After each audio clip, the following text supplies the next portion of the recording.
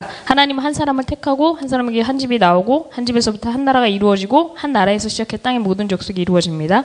하나님은 직접 모든 족속에 복을 주시는 것이 아니라 먼저 한 사람에게 일하셔서 모든 족속이 그로 인해 복을 얻게 하신다라는 거죠. 아브라함에게 하나님께서 이루신 일은 단순히 아브라함 개인을 위한 것이 아니라 아브라함을 그릇으로 삼아 모든 족속이 복을 받는 것입니다.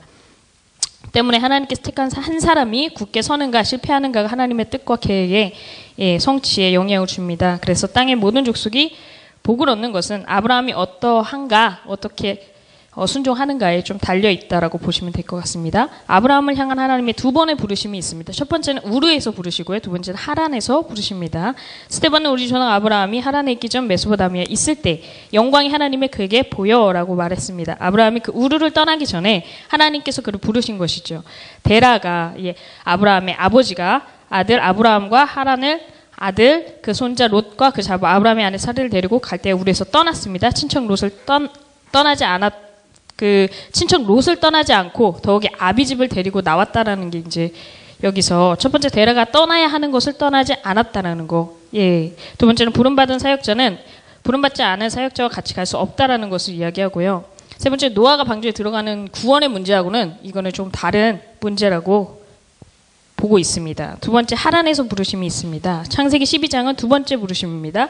두 번째 부르심이 그를 가나안으로 이끌었고 아담부터 아브라함까지는 2000년으로 영광의 하나님께서 아브라함에게 나타나시고 무엇을 해야 할지를 알려주셨습니다. 이것은 2000년 동안 인간에게 많은 실패와 죄악이 있었지만 이제 하나님께서 그들을 회복하신다. 이런 회복의 기점이라고 볼 수 있습니다. 두 번째 아브라함이 가나안 땅을 이제 들어가죠. 이건 세 단락으로 이렇게 나눴는데요. 첫 번째가 이제 12장에서 14장입니다. 두 번째 나타나심, 세 번째 말씀하심이 12장 7절에 나타납니다. 여호와께서 아브라함에게 나타나 가라사대 내가 이 땅을 네 자손에게 주리라. 첫째는 가나안 땅에서 단을 3개 쌓고 둘째는 가나안 땅에 3차례 시험을 받습니다. 세겜, 그래서 3개의 단을 쌓은 것을 같이 보도록 하겠습니다. 세겜, 베델, 헤브론 땅의 세 곳이 하나님의 안목으로 볼 때 이 가나안 땅의 특징이다라고 이야기를 하는데요. 세겜은 어깨라는 뜻을 가지고 있습니다. 세겜 땅, 모래, 상수리, 나무. 세겜 원문에서 어깨라는 뜻으로 가나안의 첫 번째 특징, 능력을 말하는데 손으로 이렇게 들 수 없는 것을 어깨로 짊어진다. 그래서 힘 있다는 뜻으로 능력을 말합니다. 하나님께서 그분 자신의 능력을 가나안 땅에 넣으셨다는 것으로 가나안 땅은 젖과 꿀이 흐르는 땅일 뿐 아니라 능력의 땅이다. 여기서 말하는 능력은 한 사람을 만족하게 하는 생명의 능력이다. 그래서 요한복음 4장 14절에 영생하도록 솟아나는 샘물, 생명의 능력, 하나님의 생명을 얻는 사람은 영원히 목마르지 않는다. 라고 이야기를 하고요. 베델은 하나님의 집을 이야기합니다. 선은 베델이요 동은 아이라. 여기서 단을 쌓고 여호와의 이름을 부르더라. 베델은 원문에서 하나님의 집이라는 뜻입니다. 가나안 땅은 하나님 백성이 위하여 하나님의 전 곧 하나님의 집이라는 특징을 가지고 있습니다. 그 집은 모세가 다스리는 것이 아니라 하나님의 아들이 다스리죠. 그런데 아이라는 것은 원문은 무더기라는 뜻인데요. 황폐의 무더기, 옛 창조, 즉 육체의 생명을 이야기하는데요. 반드시 하나님의 집을 가기 위해서는 무더기와 등을 맞대야 한다. 육체의 생명이 처리되지 않은 상태에서 결코 그리스도의 몸의 생명을 알 수 없다. 그렇기 때문에 모든 능력 있는 사람이 하나님의 집과 그리스도의 몸이 되어야 하는 하나님의 목적을 가지고 이야기할 수 있습니다. 뒤로 가시면요. 헤브론 교통에 대해서 이야기를 합니다.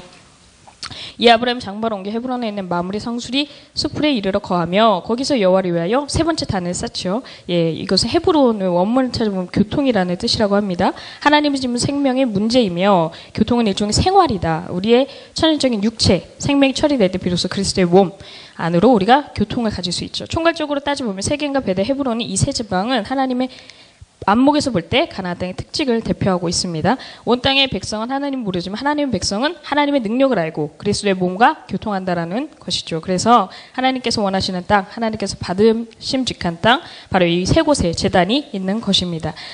두 번째 시험 받은 아브라함, 세 번의 시험이 있죠. 통과하고.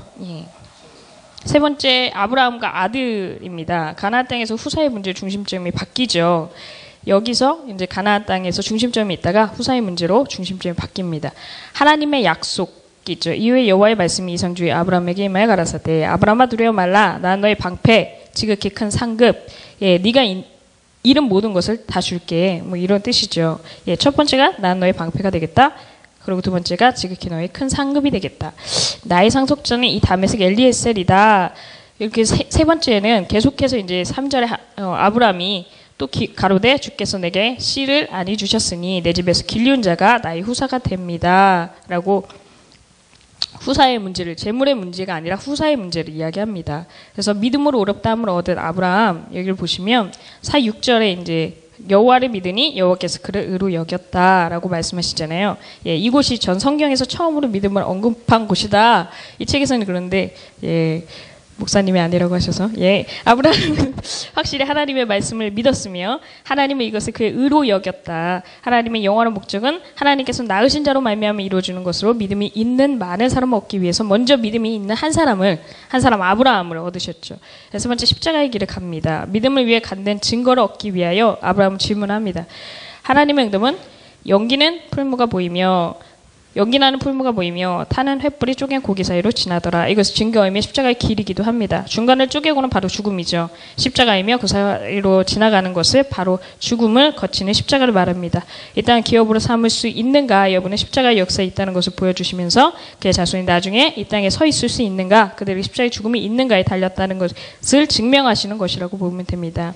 여기서 타는 횃불도 죽음이고 십자가를 의미하고 반드시 죽음을 거쳐야 하고 십자가를 거쳐서 땅을 기업으로 얻을 수 있다라는 것을 이야기하고요. 4번에 보면 그 자손, 내 자손이 마지막 말씀 보시면 여럿을 가리켜 그 자손들을 하지 아니하고 오직 하나를 가리켜 네 자손이라 해서 이 씨를 그리스도를 가리키는 것. 5번째로 보시면 첫 번째 시험이 있습니다. 이스마엘을 낳죠. 그가 누구를 통하여 아들을 낳느냐, 이것이 약속의 원칙을 어긴 것. B를 보면 은혜와 율법. 하갈은 율법을 말하고 이스마엘은 육체의 결과를 말한다. 그래서 육체의 힘으로 하나님을 기쁘게 하는 것, 이것은 하나님이 기뻐하지 않는 것. 그렇게 말하고, 세 번째를 보시면 죽지 아니하면 낳을 수 없다. 이게 하나님의 때를 가리켜서 하나님의 때를 기다려서 낳은 것. 이스마엘을 낳으려면 기다릴 필요가 없지만 이삭을 낳기 위해서는 기다려야 한다. 이것은 그래야 한다. 그래서 하나님의 때를 기다리고 하나님께서 일하시기를 기다려야 하며 하나님의 힘으로 이루어져야만 하는 것이 바로 이삭의 원칙이다. 하나님의 능력이다. 6번째로 다시 믿음으로 어렵다함을 얻죠.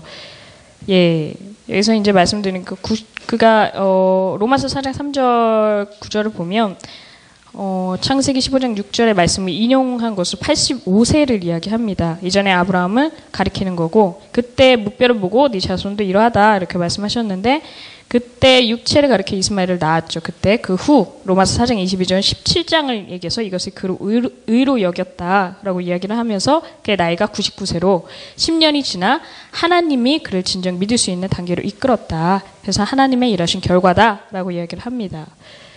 다음 넘어가겠습니다. 아브라함과 아들. 두 번째, 할례 받음.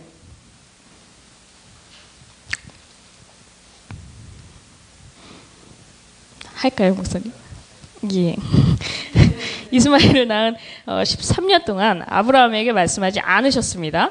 아브라함은 이스마엘을 자기의 민족,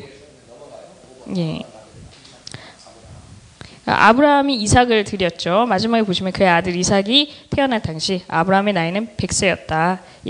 이스마엘을 쫓아낸 날, 그 아브라함의 이르되 이 여종과 그 아들을 내쫓으라. 이것은 사라의 질투가 아니라 하나님께서 사라를 통해서 하신 말씀이다. 라고 계집종의 아들이 자유하는 여자의 아들과 더불어 유업을 받지 못한다고 갈라디아에서 나와 있거든요. 이것은 이삭만이 하나님의 목적을 이룰 수 있다는 것을 말해줍니다.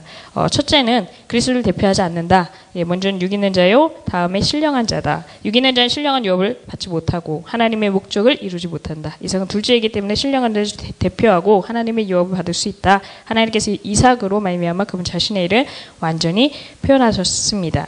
세 번째 시험 받음이 있죠. 이삭을 드린 게 세 번째 시험입니다. 두 번째가 이제 할례에서 나오는데, 두 번째 시험 받으면 아비멜렉의 집에서 이제 사라를 누이라고 속이고, 모든 태를 하나님께서 닫으셨죠.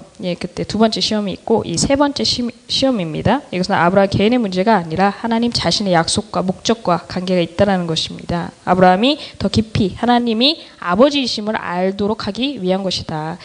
A, B로 나눠서 제가 나눠봤고요. 세 번째 마지막에 하나님의 그릇이 완성되죠. 첫 번째는 가나안 땅을 그와 그의 후손에게 주는 것, 둘째는 그와 그의 후손으로 하나님 백성이 되는 것, 셋째는 천하 만민이 그로 인하여 복을 얻는 것.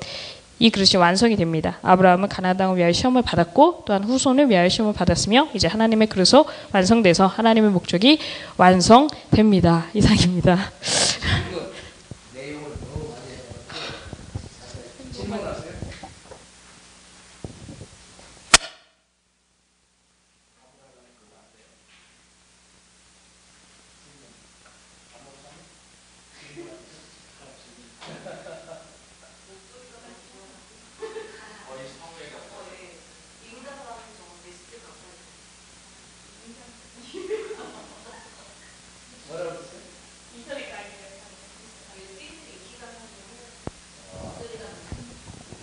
부흥회 강사에 박수 잘했어요. 박수 치시고 너무 강의를 잘해서 퍼펙해가지고 질문이 안 나오는데 점수 적어내세요. 점수 적어가지고 저 우리 회장님한테 빨리 지금 내요. 제가 평가하기 전에 여러분 먼저 평가해서 주세요. 종이 한 장씩 주세요. 앞으로는 여러분들이 이렇게 석장식 하면 너무 많아요. 석장식 하면은 이게 한 2분 이 정도에 소화하기가 굉장히 너무 벅차니까 충분히 소화할 만큼 한 장 반에서 한 2장 정도만 하면 이렇게 굉장히 서두르지 않아도 욕심이 많으니까 많이 해주고 싶은 그런 생각에서 이렇게 충실히 준비한 것은 아주 높이 살만합니다. 그리고 빨리 점수를 적어서 우리 회장님한테 주세요. 객관적으로 여러분들이 평가해야 돼요. 여러분들이 성적이 굉장히 그 많은 포인트를 차지하기 때문에 프로테이지 차지하기 때문에 잘해서 내야 돼요. 여러분들이 다 적어냈죠? 주목해 주세요. 앞으로 여러분이 발표할 때는 모세오경 교재 있죠? 모세오경 교재, 지금 다른 교재로 했는데 이치만니는 학자가 아니에요. 그래서 가능한 한 제가 선정해 준 교재, 약간 신신학적인 그런 요소가 없지 않아 있지만 그래도 학문적인 것들이 많이 거기에 들어있기 때문에 가능한 한 그것을 가지고 여러분, 왜냐하면 그 교재를 제가 안 달아주고 그 교재는 여러분 위주로 지금 나가고 있어요. 무슨 말 이해갑니까? 지금 제가 제 나름대로 성경에서 깨달은 거, 제가 배운 거 이런 것들 제가 쭉 해서 여러분한테 쭉 나가고 있고, 여러분들이 교재로 여러분들이 스스로 주제 발표를 하고 있기 때문에 그 교재에서 벗어나면은 안 되니까. 물론 이치만이가 훌륭한 사람입니다. 뭐 또 한쪽에서 2단인 3단인 하기도 하지만 저는 절단 그 사람 2단이라고 생각하지 않아요. 그런데 학자는 아니에요. 그래서 우리가 공부하는 우리가 그 학문을 한 학생들이기 때문에 가급적이면 학자가 연구한 것을 우리가 다각도로 볼 필요가 있습니다. 다 적어서 냈습니까? 그래서 앞으로 그 책을 중심으로 맥시멈 2페이지까지만 준비해 오세요. 발표자들은. 이 3페이지는 여러분들한테 충분한 시간을 주면 좋지만 또 제가 강의할 내용도 또 만만치 않기 때문에 시간을 너무 많이 웨이스트하면 안 돼요. 그래서 한 맥시멈 길어야 한 12분, 3분 요 정도를 넘기지 않도록. 우리 김옥자매님 딱 12분 했거든요. 딱 12분을 했는데 한 요 정도만 해야 돼요. 그래서 내가 몇 군데를 건너뛰라고 했잖아요. 건너뛴 부분들은 내용이 다 좋으니까 집에 가서 읽어보시고, 이 내용 중에 특별히 문제 삼을 만한 내용이 없습니다. 없기 때문에 그냥 여러분들이 집에 가서 쭉 소화하시면 돼요. 괜찮은 내용이에요. 잘했습니다. 박수 한번 치세요. 자, 오늘 족장들의 내러티브, 모세오경이 4강이라고 나와 있는데, 이거 우리가 4강, 그 다음에 5강, 창세기, 이게 두 가지를 해야 되고, 출애굽기까지 강의안이 나갔는데, 혹시 모세오경 5강 해가지고 이것이 없는 분 있어요? 창세기 4강 없는 분. 제가 하나 프린트가 남아가지고 없는 분은 가져가세요. 없으면 가져가요. 없어요? 없는 사람이 있으니까 작은 거는 그냥 보세요. 자, 먼저 족장들의 내러티브. 여기서 아브라함의 스토리 나오죠? 여러분 지금 어딘지 찾았습니까? 우리 송찬 형제님 찾았어요? 어딘지 몰라요? 오경사강이라고 돼 있어. 오경사강. 오경사강. 첫 시간에는 오경을 안 들어갔고 두 번째 시간부터 들어갔죠. 그래서 지금 한 시간이 우리가 강의가 지금 딜레이 되고 있어요. 강의안을 찾았습니까?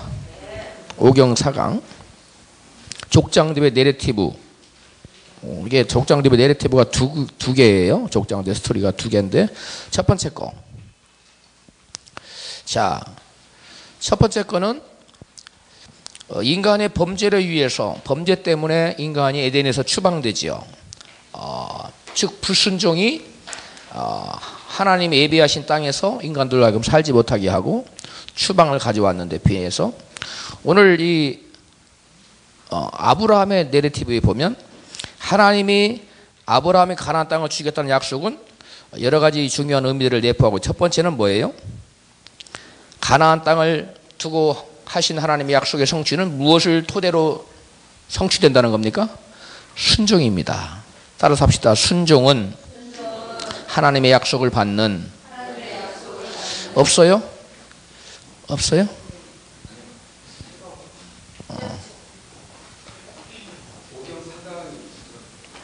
오경사강이라고 되어 있는 거예요. 네, 족장대회 내러티브 2가 아니라 1이에요. 1은 안 썼어요. 1이라고 안 썼어요. 무슨 말 찾았습니까? 이제 다 찾았어요? 예. 네, 강의안을 봐야 돼요. 자, 그 다음에 쭉 넘어가면은 첫 번째가 순종이라는 것이고요. 두 번째는 쭉 내려와요. 중간 둘째해가지고 그 약속이 몇 년 만에 그 약속의 땅이 가나안인데 가나안 땅이 몇 년 만에 성취가 됩니까? 400년 만에 성취가 되고 있지요. 자, 그 다음에 세 번째 약속을 받았는데 하나님으로부터 가나안 땅을 약속을 받았는데 그 가나안 땅은 지금 주인이 있어요, 없어요? 네, 그게 문제입니다. 저를 보세요. 이제 하나님께서 이스라엘 백성들에게 가나안 땅을 주기로 약속을 했는데 그 땅은 이미 소유주가 있어요.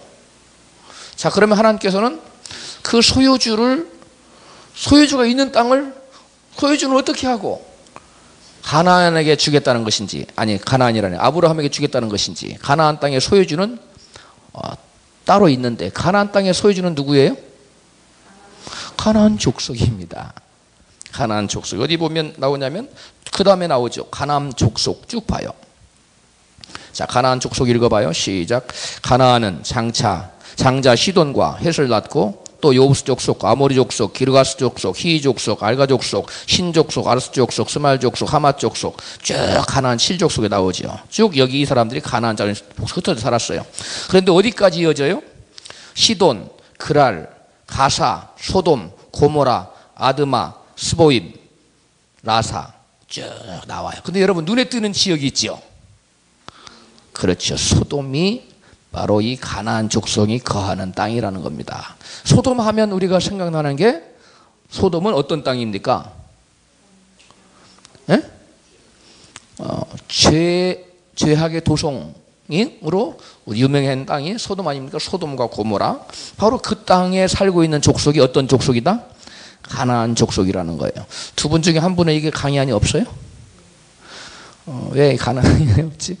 저를 보세요. 제가 인터넷에 한번 들어가 봤더니 이 강의안을 아예 들어가서 보지를 않은 분들이 이 카페를 이용을 할 줄을 설명 좀 해줘. 이용할 줄을 모르는 분들이 계신가 봐요. 미리 들어가서 이걸 출력하고 적어도 한 이틀 전에는 이거 한두 번씩 읽어보고 와야 되는데 그냥 오는 것 같아요. 아예 들어가 보지를 조회를 안 했어요. 그러면 이게 강의가 여러분들이 강의를 들어도 잘 자기 것을 소화하기가 힘들어요. 미리 들어가서 카페 들어가서 보고 출력도 해와야 돼요. 네. 자, 그런데 여기 보면 가나안에는 이미 주인이 있습니다. 그런데 하나님께서는 그 가나안 땅을 누구에게 주겠다고 그래요? 아브라함에게. 그런데 그 약속이 얼마 만에 이루어집니까? 400년. 그러면 왜 하나님께서는 그 땅을 400년 후에 주실 땅을 미리 말씀하셨을까요? 그리고 그 땅은 왜 하나님께서 400년이나 지나야 그 땅을 아브라함과 그 후손에게 주시겠다고 약속했을까요?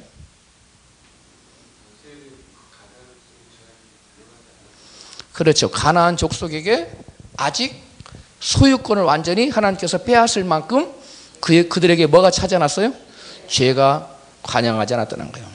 그러니까 하나님의 저를 보세요. 하나님의 심판의 경계점, 임계점이 있는데 그들이 하나님의 그들의 추세를 보고 그들의 죄의 성향성을 경향성을 보니까 딱 계산해 보니까 얼마가 나와요? 400년 정도는 기다려야 되는 거. 그래서 하나님의 시간표에 의해서 400년 동안 하나님은 그들을 기다립니다.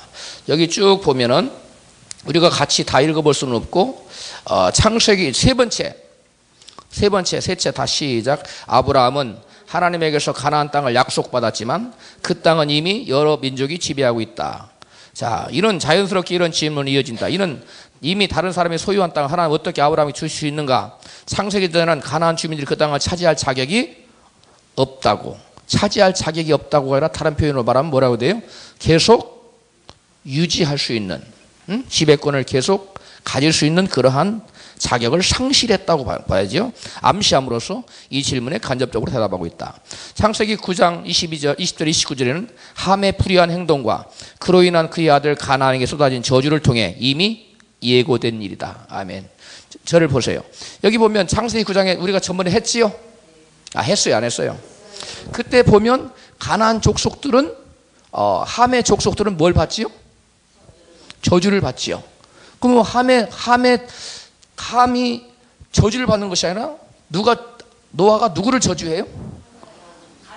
그렇죠. 함의 아들 가나안을 저주하는데 바로 이 가나안 족속이 심판받는 모양이 나와요. 그래서 그 함의 자손 중에서 특히 가나안 족속들이 쭉 심판받는 것이 이미 창세기 9장에 예고되어 있다는 것이죠. 미리 나타나 있다는 거예요. 자, 그래서 가나안 족속은 그들의 조상 함과 같이 불의할 것이라고 암시된 것이다. 이 자손들의 정체는 10장 15절 18절에서 그들이 차지한 땅에 대한 상세한 설명과 함께 지었다. 우리가 좀 읽어봤죠. 자, 그러면 함의 자손들은 어떤 그 본성을 가지고 있느냐? 소돔 사람은 여호와 앞에 악하며 큰 죄인이었더라 돼 있고, 또 소돔의 가나안 주민들에 대한 이러한 부정적인 견해는 아브라함의 소돔 왕에 대한 태도에 반영되어 있어요. 창세기 14장에. 자, 그 다음에 제일 밑에 보면 우리 여러분 가지고 있는 그 모세오경 개론 저자가 누구죠? 그 책에서도 성적인 범죄였을 가능성을 언급하고 있지요. 여러분 책 읽었어요? 안 읽었어요? 나오지요? 반응이 없어요. 거기에 보면 성적인 범죄를 했을 가능성이 있는데 기도 아니다. 우리는 확실하게는 몰라요. 그런데 여기 보면 개연성이 있는 게 뭐냐면 나중에 이 가나안의 족속 중에 소돔 족속의 행위를 보면 소돔 족속들이 나중에 두 천사가 그 동네에 들어오니까 우리가 그들과 뭐 하리라? 상관하리라. 그러니까 오늘날로 말하면 동성연애를 하겠다는 거예요. 그래서 미국에 가면 놀랄만한 일들이 벌어져요. 대낮에 저하고 피터 킴이라는 목사님하고 동성연애 방지 특별법 방지를 위해서 이 사인 받는 그런 일을 미국 사람들을 상대로 했어요. 그것을 막기 위해서 그런 운동을 했는데 그 목사님이 대낮에 흑인 어떤 친구가 와가지고 동성연애를 하자고 끌고 가더래요. 그래서 싹 올라가라고 하고 내쫓아오고 대낮에도 남자가 남자로 더불어 더러운 짓을 하는, 그게 지금 미국에서는 버젓이 행해지고 있습니다. 그리고 미국에서 대법관이 화장실에서 옆에 남자 화장실을 가져졌죠. 그 남자 화장실에 옆에 있는 옆에 일 보러 온 사람하고 동성연애를 저기에다가 현장에서 붙잡혔어요. 미국의 대법관이. 여러분 이해가 갑니까? 이게 실제적인 일입니다. 대법관이. 보통 법관도 아니고 미국에서 대법관이면 굉장히 위상이 높은 사람, 권력이 대단한 사람입니다. 그런데 그게 현장범이기 때문에 동성애를 현장에서다가 붙들렸어요. 그런 공중장소에서 그런 저기를 하면 성적인 그런 얘기를 하면 안 되는데 그것도 동성애를 하다가 붙잡힌 그 사건, 미국에서 큰 이슈가 한번 된 적이 있었는데, 자, 어지간 그 정도로 성적인 범죄가 많은, 이것은 이미 소돔과 고모라 때부터 이런 성적인 범죄가 심했다는. 그러니까 롯이 그것을 방지하기 위해서 자기 누구를 내놓죠? 두 딸을 내놓죠. 여기에 대해서 여러분 어떻게 생각하세요? 더 큰 범죄를 막기 위해서 작은 범죄로 치환하려고 하는 모습이 나옵니다. 자, 자, 이쪽 파트하고 이쪽 파트하고 이쪽 파트 나눠서 자, 여기에 대해서 자, 뒤에 회장님 어떻게 생각하세요? 롯의 행위를 어떻게 볼 것인가?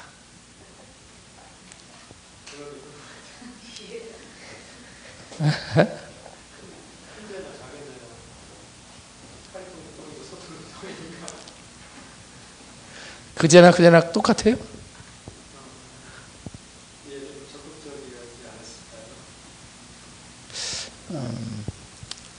자, 롯의 행동을 우리 이신표 목사님 어떻게 생각하세요? 하나님이 보셨을 때 기뻐하셨겠느냐? 그 나그네를 보호하기 위해서 자기 떼를 내어놓으면서 헌신적으로 이렇게 하는데 그거는 롯이 생각할 때는 그래도 자기 딸하고 하는 것이 관계를 갖는 것이 동성연애를 하면서 또 나그네를 범하는 것보다는 낫다고 생각합니다. 롯은 그러한 행위에 대해서 우리 홍성찬 형제님이 하나님이시라면 어떻게 생각할까요?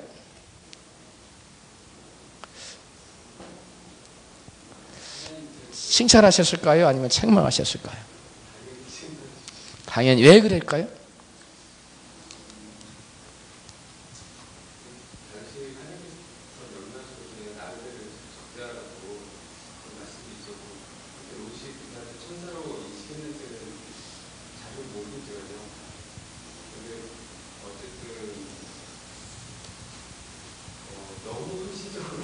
너무 헌신적이다. 너무 헌신적이면 칭찬받아야 되잖아. 우리 이동원 전사님 그에 대해서 어떻게 생각하세요? 잘못된 것 같아요? 네.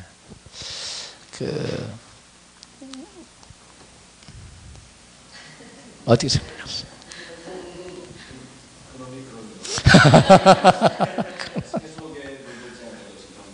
네.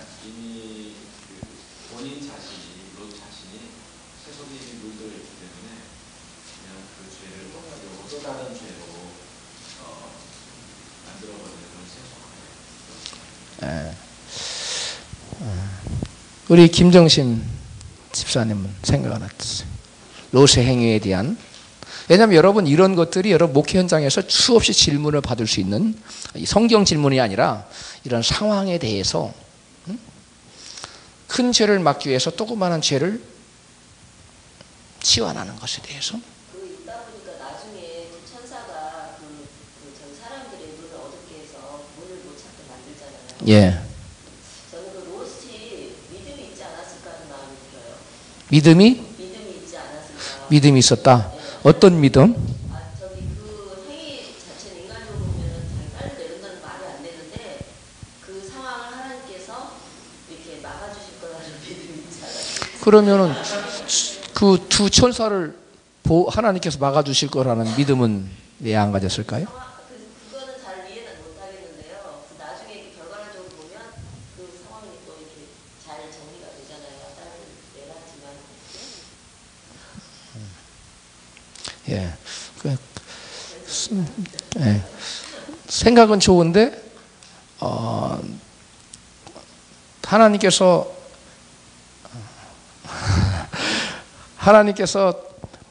우리가 살다 보면 큰 죄를 가리기 위해서 조그만한 죄를, 그러면 제가 알겠습니다. 이게 이제 상황윤리에서 나오는 거죠. 여러분 윤리학 배웠어요? 네, 상황윤리에서 나오는데, 자,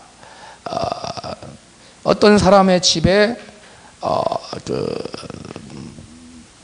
자기 남편이 지금 죽임을 당해야 되는 상황인데 부인이 자기 남편을 살리기 위해서 그 남편을 석방시킬 수 있는 힘을 가진 사람에게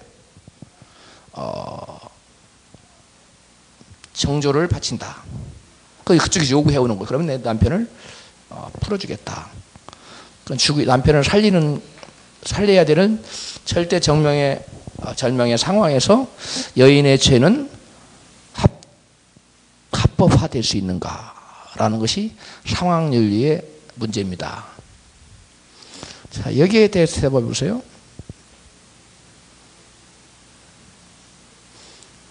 일단 죽어가는 사람을 살리는 것이 더 급한 거 아니냐. 그까지 정조가 뭐가 문제냐라고 생각하는 사람이 있을 수 있고, 그게 무슨 말이 되느냐. 더 큰 죄를 막기 위해서 조그마한 죄를 가볍게 생각해서야 되겠느냐 하고 말하는 사람이 있습니다. 자, 이걸 어떻게 봐야죠? 여러분, 이제 목회 현실에서 이런 것들이 비슷한 문제들이 질문으로 대두가 되기 때문에 성경에서 여러분들이 제시해야 돼요. 답을. 상황을 가지고 문제를 질문해 오면 우리는 성경을 가지고 대답을 해야 됩니다. 우리의 생각을 얘기하면 안 됩니다. 반드시 그러면 안 되고, 반드시 성경에 답이 있어요. 그래서 성경으로 갑시다. 성경을 펴줘야 돼요. 자, 이 문제에 대해서는 우리 권민서 전사님이 이거 어떻게 해야 돼요? 네. 예. 그건 작은 죄나 큰 죄나 마찬가지고요. 예. 아내 입장에서 아픔을 살리고 싶은 그 마음을 의도하면 충분히 이해가 되나? 예. 만약에 아내가 그 정도를 다쳐서 남편을 살렸다 쳐도 예. 그 남편이 나중에 그걸 알고 제대로 일상생활을 할 수 있을까? 그리고 남편이 죽고 오케이. 그다음에 박현정 사모님의 고견을 한번 들어보십시다. 고견이 없습니까? 지금 남편이 듣고 있어요. 잘 대답해야 돼요. 죽이느냐 살리느냐는 손에 달려있는 거예요. 제가 정확하게 제목을 모르겠는데 옛날 러시아 소설이었는데요. 그 마차 안에 전쟁터에 창녀하고 귀족들이 같이 타요. 근데 그 창녀에 대해서 굉장히 저주하고 멸시하고 이런 흉내타는 그런 시선을 보낼 부족이에요. 그런데 이 사람들이 쫓겨서 하는 전쟁통이었기 때문에 식량이 부족해서 그 적군들에게 식량을 얻어내게 되는 거예요. 근데 창녀로 여겼던 그 여자를 설득해서 네가 하룻밤 자고 식량을 가져오라는 얘기를 하거든요. 그래서 그 소설이 말하는 바는 너희들도 똑같으면서 누구를 정죄하느냐, 죄의식이 없는 것에 대해서 고발하는 생각이 있어요. 예. 그러므로 살려야 된다.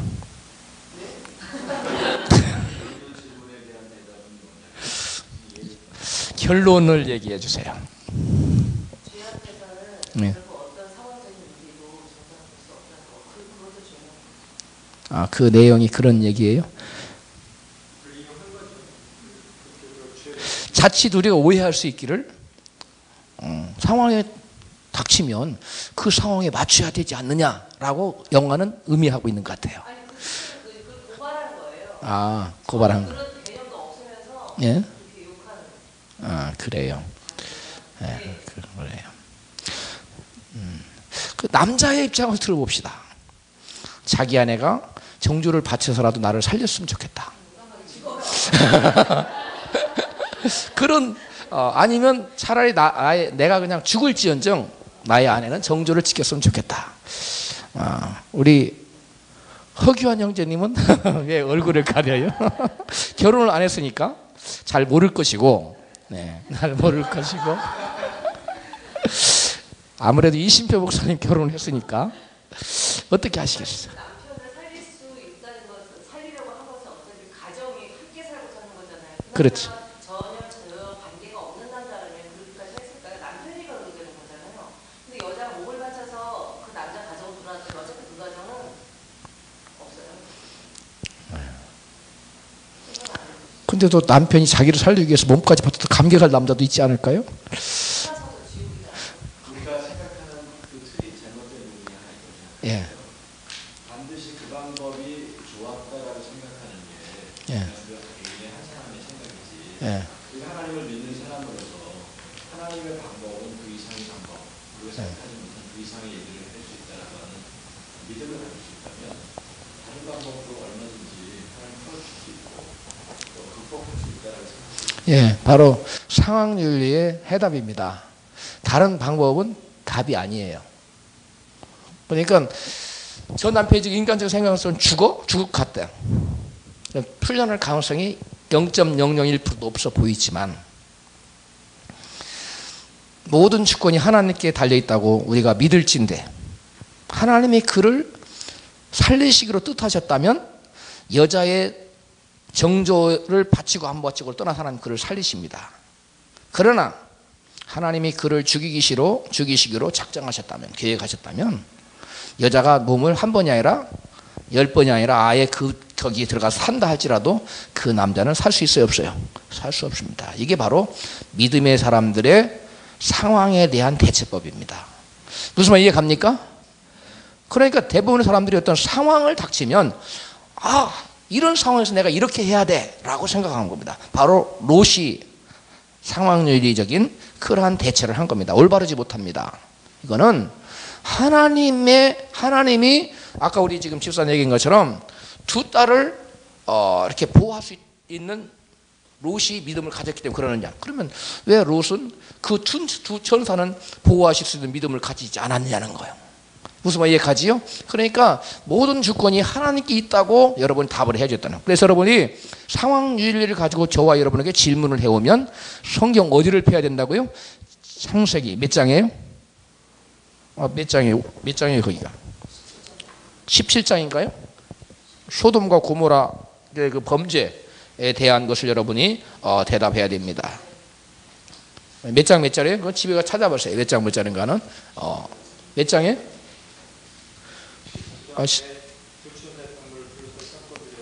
19장입니까? 예. 자, 그 다음에 이제 현재 가나안 주민들은 때가 차면 죄가 관영하면 그 땅에서 어떻게 되지요? 쫓겨납니다. 그 땅의 소유권을 잃어버립니다. 자, 이것은 마치 무엇을 보고 그 땅을 차지한 사람이 누굽니까? 원주민은 누구예요? 가나안입니다. 자, 이들을 치고 들어간 사람들이 누굽니까? 이들의 이 땅의 소유권을 누구에게 줬어요? 아브라함의 후손들에게 줬잖아요. 그죠? 이걸 아브라함의 후손을 우리가 뭐라고 얘기하죠? 이스라엘이라고 그랬죠. 이스라엘이 이 땅을 차고 들어서 새로운 이 땅의 주인이 됐어요. 이 땅의 주인이 됐어요. 자, 이제 가나안이 아니라 이 땅의 새로운 주인은 이스라엘이에요. 그래서 이들은 나중에 이들의 이등이 겨우 속여서 살아남은 사람들은 기본적으로 종이 되지요. 이제 이 땅의 가나안 땅의 새로운 주인 이스라엘은 어떻게 될까요? 성경에 어떻게 되었나요? 예레미야에 보면, 이사야에도 보면, 에스겔에도 보면 너희가 순종하면 이 땅에 남아 있을 것이고 이 땅에서 살 것이요. 그렇지 않으면 너희가 뭐 하리라? 큰일 났네. 뭐 하리라? 쫓겨나리라고 얘기하잖아요. 그러니까 이 땅은, 이 약속의 땅은 누구만 들어가는 땅이에요. 살 수 있는 자격을 얻는 땅이에요. 순종하는 자. 그러면 이 이스라엘을 우리가 또, 이건 육적인 이스라엘인데, 육적인 이스라엘을 무엇으로? 영적인 이스라엘로, 이 가나안 땅을 무슨 땅으로? 영적인 뭘로? 가나안 땅이 뭐예요? 천국으로 본다면 이 땅도 역시 이 땅을 누리고, 가나안 땅을 누리고 살 수 있는 자격을 갖춘 사람은 누구예요? 영적 이스라엘로 뭐 하는 사람이에요? 순종하는 사람들입니다. 성경을 찾아봐요. 에레미야를 갑니다. 누가 빨리 그 부분을 찾아서 읽어보세요. 너희가 순종하면 이 땅에 거할 것이요.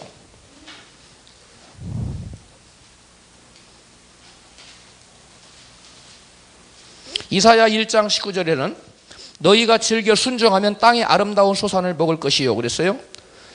그 다음에 에레미야에 가보면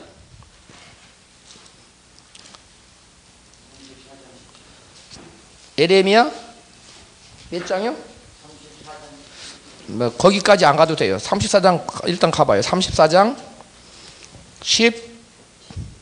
17절 예, 앞에도 있고요. 에레미야 34장 몇 절? 17절. 그러므로 나 여호와가 이같이 말하노라. 너희가 나를 듣지 아니하고 각기 형제 이웃에게 자유를 선언하는 것을 실행치 아니하였더니 내가 너희에게 자유를 선언하며 너희를 칼과 영광과 기근에 붙이리라. 나여호와가 말하니라. 내가 너희를 세계 열방 중에 흩어지게 할 것이며. 그렇죠. 여기 또 열방 중에 흩어져. 이건 간접적인 표현이고 이사야 에레미야 7장 보세요. 에레미야 7장 찾으셨어요? 몇 절이에요? 7장 3절 다 같이 시작. 만군의 여호와 이스라엘 하나님이 이같이 말씀하시되 너희 길과 행위를 바르게 하라. 그리하면 내가 너희로 이곳에 거하게 하리라. 이곳이 뭐냐면 가나안 땅입니다. 약속의 땅이에요. 그 다음에 또 나와요. 또 어디 있어요? 몇 장이요?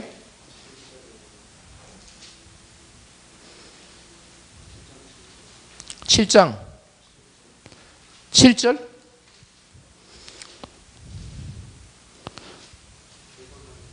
예, 그렇죠. 내가 너희를 이곳에 거하게 하리니 뭐 하지? 그 위에 쭉 조건이 나오지요. 죄를 범치 아니하면, 그 앞에 쭉 말씀드린 죄를 범치 아니하면 내가 너희를 이곳이 뭐예요? 가나안 땅, 약속의 땅입니다. 거하게 하리니 곧 너희 조상에게 영원 무궁히 준 이 땅이니라. 이 땅에 거하게 하는 것은 순종을 전제로 하는 거예요. 그래서 우리가 이 말씀, 여기에 지금 우리가 창세기에 나오는 이 가나안 족속이, 저를 보세요. 이제 저를 보세요. 가나안 족속이 이 가나안 땅에 살 수 있는 권리를 잃어버린 것은 하나님 앞에 뭐 했기 때문에? 범죄했기, 순종하지 않았기 때문에. 그래서 하나님께서 이스라엘로 이 땅을 차지하게 합니다. 그런데 이스라엘조차도 뭐 하니까? 범죄하니까 이 땅에서 쫓아냅니다. 쫓아내지 않으면 계속 영원 무궁이 준 땅이니까 그 백성에게 이 가나안 땅에 대한 소유권이 있습니다. 이건 잘 들어야 돼요. 이 구원론과 관련이 있는 거예요. 설교할 때 이걸 다 섞어서 해야 됩니다. 잘 들으세요. 그냥 구약의 한 사건 그 자체로 끝내버리면 아무 의미가 없어요. 이 구약의 어떤 사건들이 신약에 어떻게 나에게, 오늘 사는 나에게, 현대 크리스찬에게 어떻게 적용되는가를 접목시켜서 설교할 때 그 설교가 그 사람들에게 의미가 있는 거예요. 무슨 말 얘기하죠? 근데 많은 사람들이 설교할 때 요셉 얘기로 끝나요. 또 어떤 사람은 아브라함의 얘기로 끝나요. 이삭 얘기로 끝난단 말이에요. 아니에요. 아브라함의 얘기가 곧 누구 얘기처럼 나 얘기로 사람들에게 받아들여지도록 하는 것, 이것이 설교 작업입니다. 주의 종들은 그런 사명이 있어요. 이 시대에, 그러니까 소돔과 고모라의 시대에 하나님께서 어떻게 역사하셨는가가 오늘 이 시대에 하나님께서 어떠한 관련이 있는가를 연결시켜주는 것, 접목시키는 것이 설교 작업입니다. 그러니까 설교는 우리에게 이런 자료가 있는데, 성경이라는 히스토리, 내러티브들이 쭉 있는데, 이런 내러티브를 가지고 오늘날 이 시대에 하나님께서 성경에 나타난 인물들이 하나님께 어떻게 반응했을 때 하나님은 나타나셨고, 또 어떻게 하나님께 반응했을 때 하나님은 어떻게 반응하셨는가. 시대적으로 가나안인에게 하나님은 공평하신 하나님이에요. 가나안에게도 기회를 준 가나안은 버렸어요. 불순종. 이스라엘에게도 주었는데 이스라엘도 역시 그들이 하나님 말씀에 뭐 했어요? 불순종하고 쫓겨납니다. 그 족속이 어디예요? 바벨론, 아수르 족속에 의해서 북이스라엘이, 그다음 남유다는 바벨론 족속에 의해서 쫓겨나잖아요. 그래서 그 땅을 잃어버려요. 그러면 그것으로 옛날 얘기로 끝나느냐? 아니에요. 그건 옛날 얘기가 아니라 오늘 우리의 얘기라는 겁니다. 오늘날 우리는 영적인 이스라엘로 우리가 무엇을 약속받았어요? 가나안 땅을 약속받았고, 우리가 이 땅에 살면서도 영적인 가나안, 즉 천국을 누리며 살도록 우리는 하나님으로부터 부름을 받은 영적인 이스라엘이라는 거예요. 무슨 말 이해갑니까? 그러한 영적인 이스라엘, 우리가 이 가나안을 우리가 범죄하면 이스라엘이 쫓겨났던 것처럼 이생과 영생의 육적인 가나안과 영적인 가나안 모두에서 쫓겨날 수 있다는 것을 성도들에게 끊임없이 주지시켜주는 것, 이것이 설교라는 얘기입니다. 할렐루야. 그러니까 구원 문제를 바로 이런 데서도 끄집어내서 어디에서도 성도들이 하나님 앞에 고람되어 하나님 앞에서의 경각심을 가지고 두려움을 가지고 하나님을 경외하는 경외심을 가지고 살 수 있도록 말씀을 유도해 가줘야 된다는 거예요. 포인트를 지적해 줘야 된다는 거예요. 무슨 말 이해갑니까? 허규환 형제님, 이해가요 안 가요? 대답을 해야지. 성도라네. 여러 학생들이 많지 않으니까 제가 다 보고 있어요. 몇백 명 되면 딱 한눈에 안 들어오지만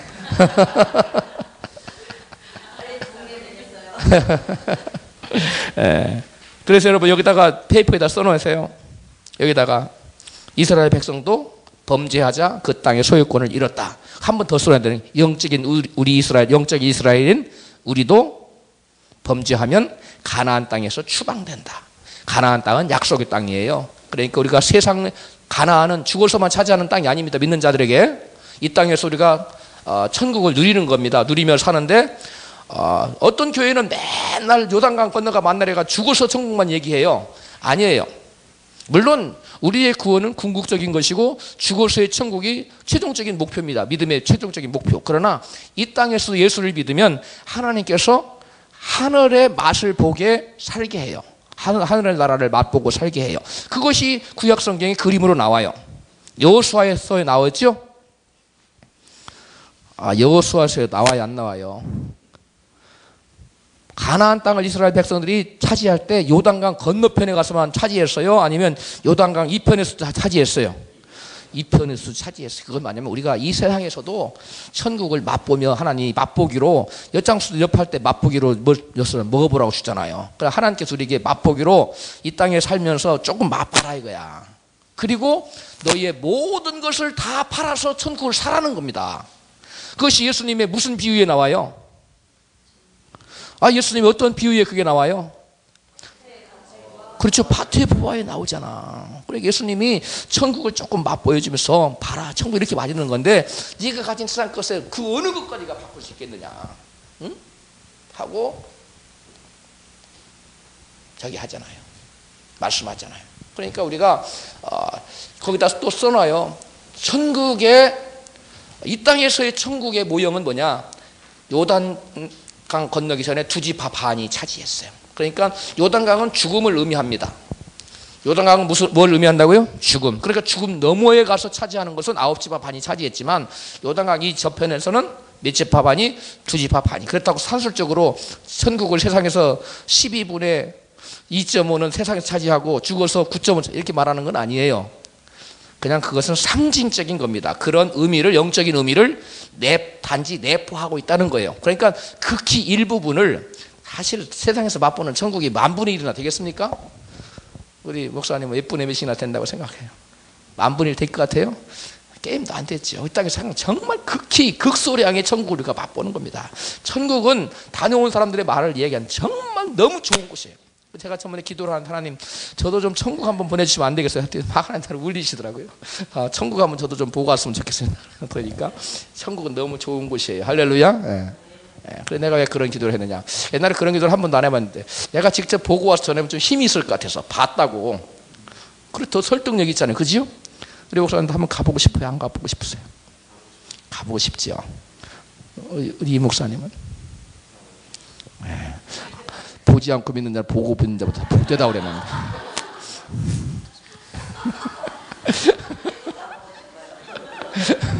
그러니까 기도 잘해야 돼요. 상이 반감될 수도 있어요. 그럴지도 몰라요.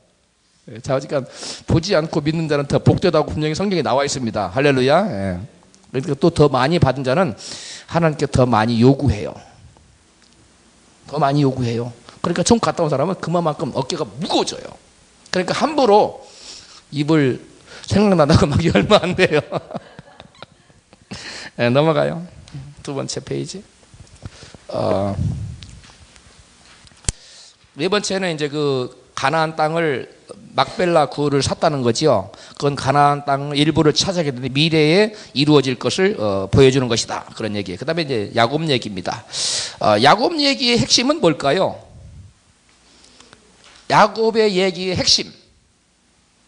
여러분들이 이것을 안 읽어오니까 대답을 잘 못 하잖아요. 최계순 집사님, 야곱 얘기의 핵심이 뭐예요? 오케이. 야곱이 장자권을 사모하지요. 그가 비록 그 과정에 불의함이 있었음에도 불구하고 하나님은 그것을 간과하시고, 물론 간과했다고 해서 그에게 죄책이 없어진 건 아니었어요. 죄의 결과가 그에 따릅니다. 그래서 야곱에게 모진 뭐가 따르지요?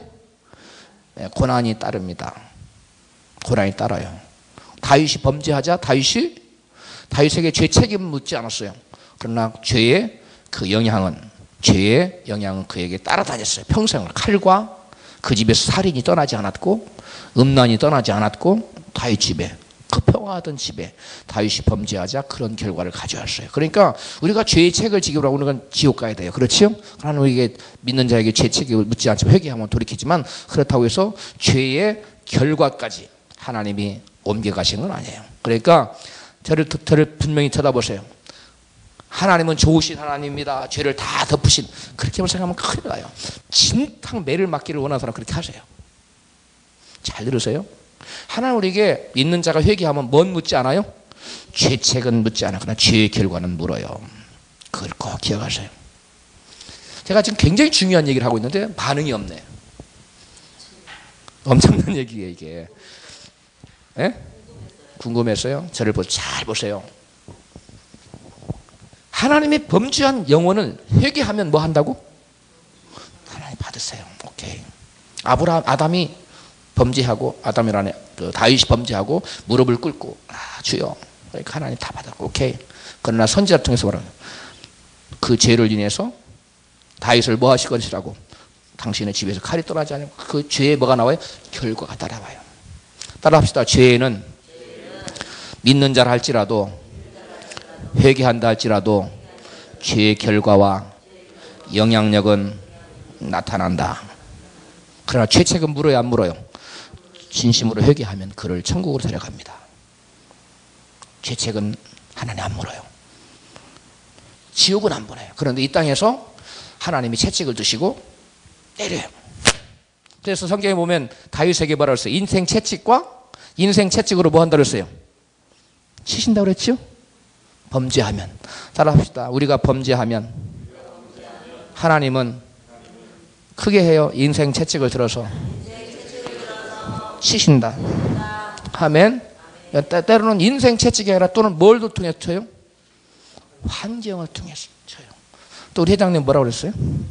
환경이라고 그랬어요. 동시에 영이 지금 막 교류하고 있어요. 그래요. 환경이 메마른 광야가 바뀌어버려요. 메마른 광야로 바뀌어요. 저는 그 감정을 잊지 못합니다. 제가 여러분한테 몇 번 한 것 같아요. 부동산을 하는 어떠한 자매가 한참 잘 나갈 때 신학생을 도구라고 하는 기도 가운데 성령의 음성을 들었어요. 너는 가난한 신학생이 울고 기도하고 있다. 학비를 못 내고 학교를 못하고 학비를 도와주라. 그런데 이 자매가 그것을 무시했어요. 정말 부동산이 잘 돼서 막 집 사고 미국에서 아메리칸 드림 하면 대단합니다. 차도 뭐 그 최고 좋은 차, 그 BMW 뭐 600 얼마 그 뭐짜리 최고차 745 탁 타고 막 집도 으리으리한 집에 그렇게 잘 나갔어요. 미국에서 부동산 잘 나간 사람은 어마어마한 돈을 법니다. 그런데 돈이 있으니까 막 펑펑 쓸 거 아니에요. 그런데 그 자매 안 도왔어요. 그런데 이 자매가 그 뒤로 그렇게 매일 큰 건수를 계약을 했는데 한 건도 들어오잖아요. 계속 돈은 나가야 돼. 일을 벌려놨으니까 돈은 나가야 돼. 돈 수입이 없는가. 나중에 이분이 알거지가 됐어. 기도 나중에 너무 어려우니까 기도원에 와서 금식하고 기도하는 하나님 왜 이러십니까? 막 울면서 기도했더니 완전히 알거지가 된 거예요. 옛날에 하나님 들려준 음성을 들려주더라는 거예요. 너는 지금 이 자리에서 모든 기도하러 온 사람들 앞에서 회개 간증을 하거라. 그 회개 간증을 듣고 저에게 들려주세요. 들은 거예요. 저는 직접 안 듣고 이렇게 울면서 회개하러 간증하는 자매가 있더라. 여러분 그 자매가 하나님 말씀에 뭐 하자? 순종하지 않지 하나님은 매를 든 거예요. 그런 물질 주소 남을 도우고 베풀려고 했는데 자기만 위해 쓴 거예요. 자기는 넘쳐나는데 신학교 학생이 지금 학비를 못 내서 저기 하는데 도와주라고 감동을 주면 도와야 될 거 아니에요. 안에 무시해버린 거예요. 하나님 신 거예요. 여러분 우리가 하나님 앞에서 그래서 어떻게 해야 돼요? 항상 무엇을 멀리해야 돼요? 죄를 멀리해야. 따라서 합시다. 죄를 멀리하고 하나님을 기쁘시게 하는 일에 어디서 해야 돼요? 앞장서야죠. 아멘. 네. 그 다음에 이제 야곱 이야기 봅니다. 네. 조상의 망령된 행실이 미련한 예수 이름으로 끊어졌잖아요. 예. 근데 이제 목사님 말씀하신 것은 그런 죄의 조상의 같은 죄의 유혹이 내게 있을 수 있지만 예. 그것들이 자주 나에게 올 수 있지만 그것이 내게 어떤 영향을 미칠 수는 있지만 내가 거기서 깨어 있으면 예수 이름으로 이거 지금은 무엇에 관한 거냐면 내적 치유에서 나오는 과목인데요. 잘 들으세요. 질문을 나왔으니까 좀 할까요? 네. 이게 여러분 죄책과 죄의 책임, 그 다음에 죄의 결과 또는 영향이라고 합니다. 성경에 보면 예레미야서, 에스겔서에 보면 아버지가 신포도를 먹었으므로 아들이 이가 시다 한다고 나와요. 그래서 하나님께서 그 백성을 뭐하요? 그렇게 그것이 이스라엘 백성이 뭐가 됐어요? 속담이 됐어요. 그러니까 뭐예요 이게? 못된 것은 누구 탓? 조상 탓을 한 거예요. 우리가 지금 오늘날 이렇게 고난받는 것은 우리 조상들이 죄 때문이야. 우리는 잘못이 없어. 그리고 모든 죄를 누구에게 전가시켰어요? 조상에게 전가시켰어요. 하나님 그걸 듣고 기뻤어요? 아니에요. 하나님은 내가 다시는 너희들 하여금 이 속담을 입에 담지 못하게 하리라고 말씀합니다. 아비의 죄로 아비가 죽을 것이요. 무슨 말이에요? 죄의 책임은 누구에게 있다는 거예요? 본인에게, 아비에게 있다는 게 아니라니까. 따라합시다. 죄의 책임은 분명히 누구에게 있어요? 나 자신에게 있어요. 책임은. 아비의 죄로는 아비만 죽어요. 그러나 죄의 결과는 본인에게만 끝나는 게 아니에요. 제가 오늘 새벽 설교에도 제가 그 얘기를 잠깐 했는데, 그 누구의 조상이라고 그랬죠? 그 웨슬레의 조상과 내가 그 사람 또 한 사람의 그 조상 저기인데, 그 흉악범의 그 죄인의 조상 그 이름이 하나 있어요. 예? 그 성경 이름이고 한 사람 실제 영국의 실제로 사회학자가 조사를 했습니다. 후손들이 어떠한 결과를 가져오는가 했더니 이 웨슬레의 후손들은 전부 다 사회에 유익된 사람들이었어요. 공헌한 사람들이었어요. 전부 다 어떤 사람들이었느냐? 목사, 그 다음에 신학 교수, 선교사, 그 다음에 의사, 그 다음에 검사, 장관. 정말 이 사회에 정말 그 필요로 한 사람들, 범죄자가 하나도 없어요. 감옥에 간 사람도 하나도 없어. 그 집안은. 그런데 똑같은 그 시대에 어떤 한 사람의 후손을 조사해 봤더니 그 사람 후손은 아마 목사님들은 그런 예화를 아마 읽어봤을 거예요. 읽어봤죠? 예. 순 여자들은 창녀, 남자들은 범죄자들, 살인자들 이런 게 쭉 나왔어요. 죄가 계속 자녀들에게 뭘 끼치고 있어요? 영향력을 끼치고 있어요.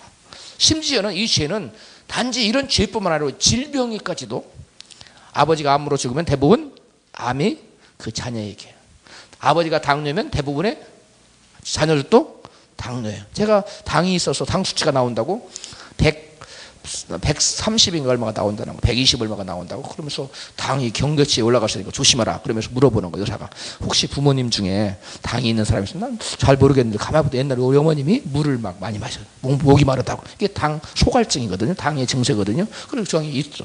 그러니까 병의 그런 것도 이렇게 우리나라 의학적으로 뭐라고 그래 그걸? 유전이라고 그러잖아요. 이게 신학적인 용어로는 뭐냐면 영향력이 계속 내려가고 있어요. 그러면 예수를 믿는 사람들은 이것을 어떻게 할까요? 이걸 끊어야 돼요. 이걸 방치하면 안 돼요. 우리는 죄책은 당연히 회개하면 우리에게 죄책은 하나님 묻지 않아요. 그런데 문제는 뭐냐면 이거는 하나님이 해주시는 것이 아니라 내가 해야 돼. 죄의 영향력을 끊어버리고 죄의 결과가 내게 미치지 않는 조상들의 죄와 조상들의 죄의 그 영향력이 내게 미치는 것은 누구의 책임이에요? 책임이라고 표현하면 누가 이걸 해내야 돼요? 내가 그것을 막아내야 됩니다. 그래서 저를 보세요. 어느 집안은 예수를 믿어서 그 대로부터 어떠한 죄의 그림자나 저주의 그림자가 더 이상 그 가정의 역사를 못해요. 거기서 철저히 차단한 거예요. 그런데 어느 가정은 여전히 그것이 흐르고 있어. 여전히 예수 믿어도 아프고 조상들의 죄가 흐르고 막 그래. 근데 어느 가정은 예수 믿는 가난의 저주, 질병의 저주 이런 것도 다 청산돼. 자, 이게 무슨 말이냐? 저와 여러분들이 가나안에 들어갔어요. 잘 들으세요? 가나안에 들어갔는데 가나안에 누가 살고 있어요? 가나안 7족속이 살고 있잖아요. 이 7족속 이걸 이 땅 저 땅 막 다 지가 주인 땅 다 먹게 해가지고 다 먹고 소돔과 소돔 족속, 고무라 족속, 기르가스 족속, 무슨 족속 쫙 차지하고 있는데 이거를 하나님은 이 소유권이 누구에게 있어요? 이스라엘에게 있다니까. 이스라엘에게 있죠. 새로운 소유주가 있잖아요. 그러면 이스라엘 백성들이 하나님이 딱 들어가면 이스라엘 백성들은 이 사람들은 하나님 청소해요? 아니면 이스라엘이 청소해야 돼요? 마찬가지예요. 우리에게 가난을 주셨으면 우리도 우리 안에 있는 질병, 우리 안에 몸속에 한 몸을 들어봅시다. 우리 안에 당뇨, 이게 기르가스 족속이라고 합시다.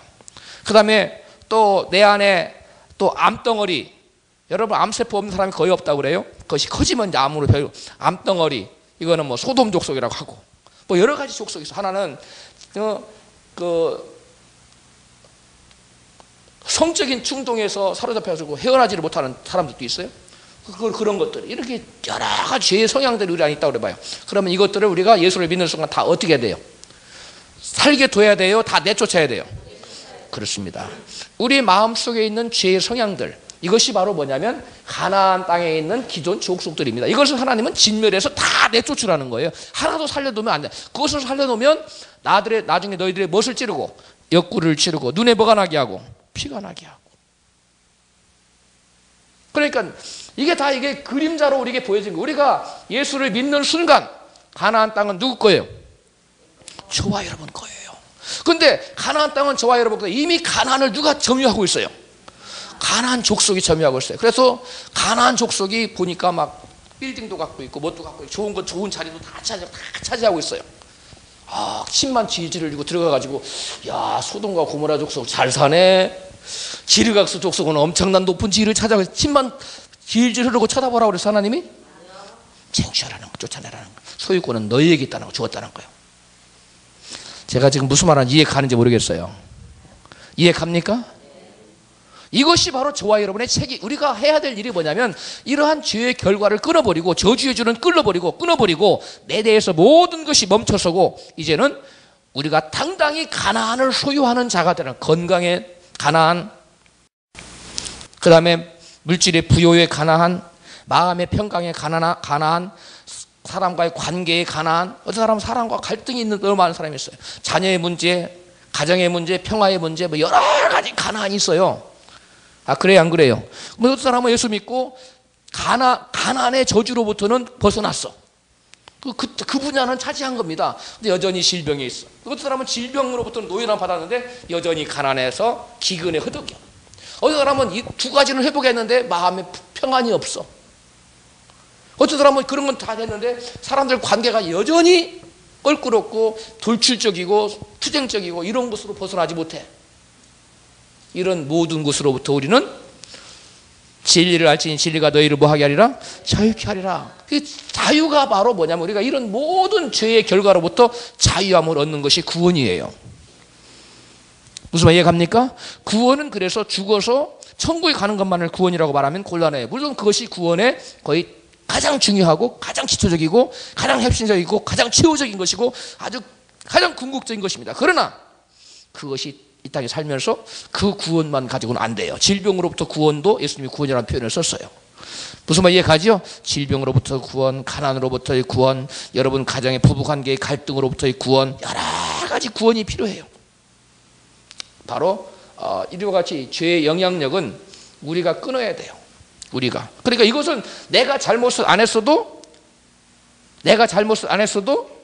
조상들이 범한 죄 때문에 죄의 결과가 나에게 흘러올 수 있어요. 그러니까 이거는 뭐 하지 않으면 안 돼요. 대적하지 않으면 안 돼요. 그렇다고 해서 조상들의 죄를 회개할 필요는 있을까요? 없을까요?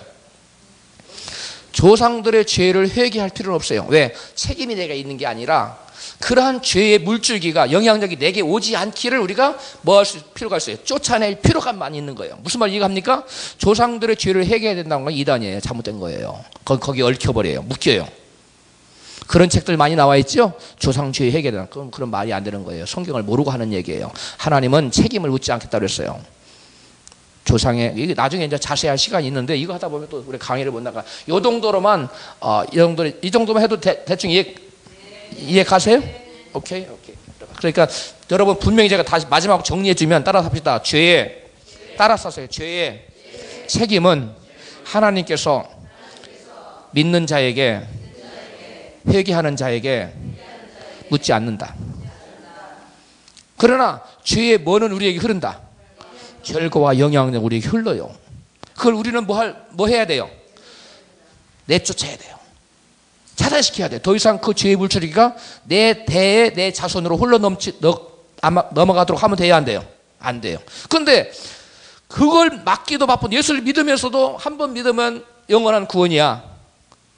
생각의 믿음으로 구원받았어. 이렇게 가르치는 사람들은 여전히 죄를 짓기 때문에 죄를 흐르는 것을 막을 수도 없고 자녀들에게 계속 죄의 물줄기를 터줘요? 죄의 영향력의 결과의 물줄기 계속 자기 때에 이만큼 왔다면 밑으로 내가면 더 커져 이게. 죄의 물줄기가. 이 자녀는 벗어나기가 더 어려운 거예요. 무슨 말 이해 갑니까? 예.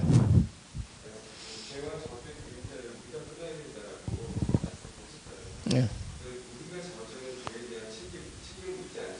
예.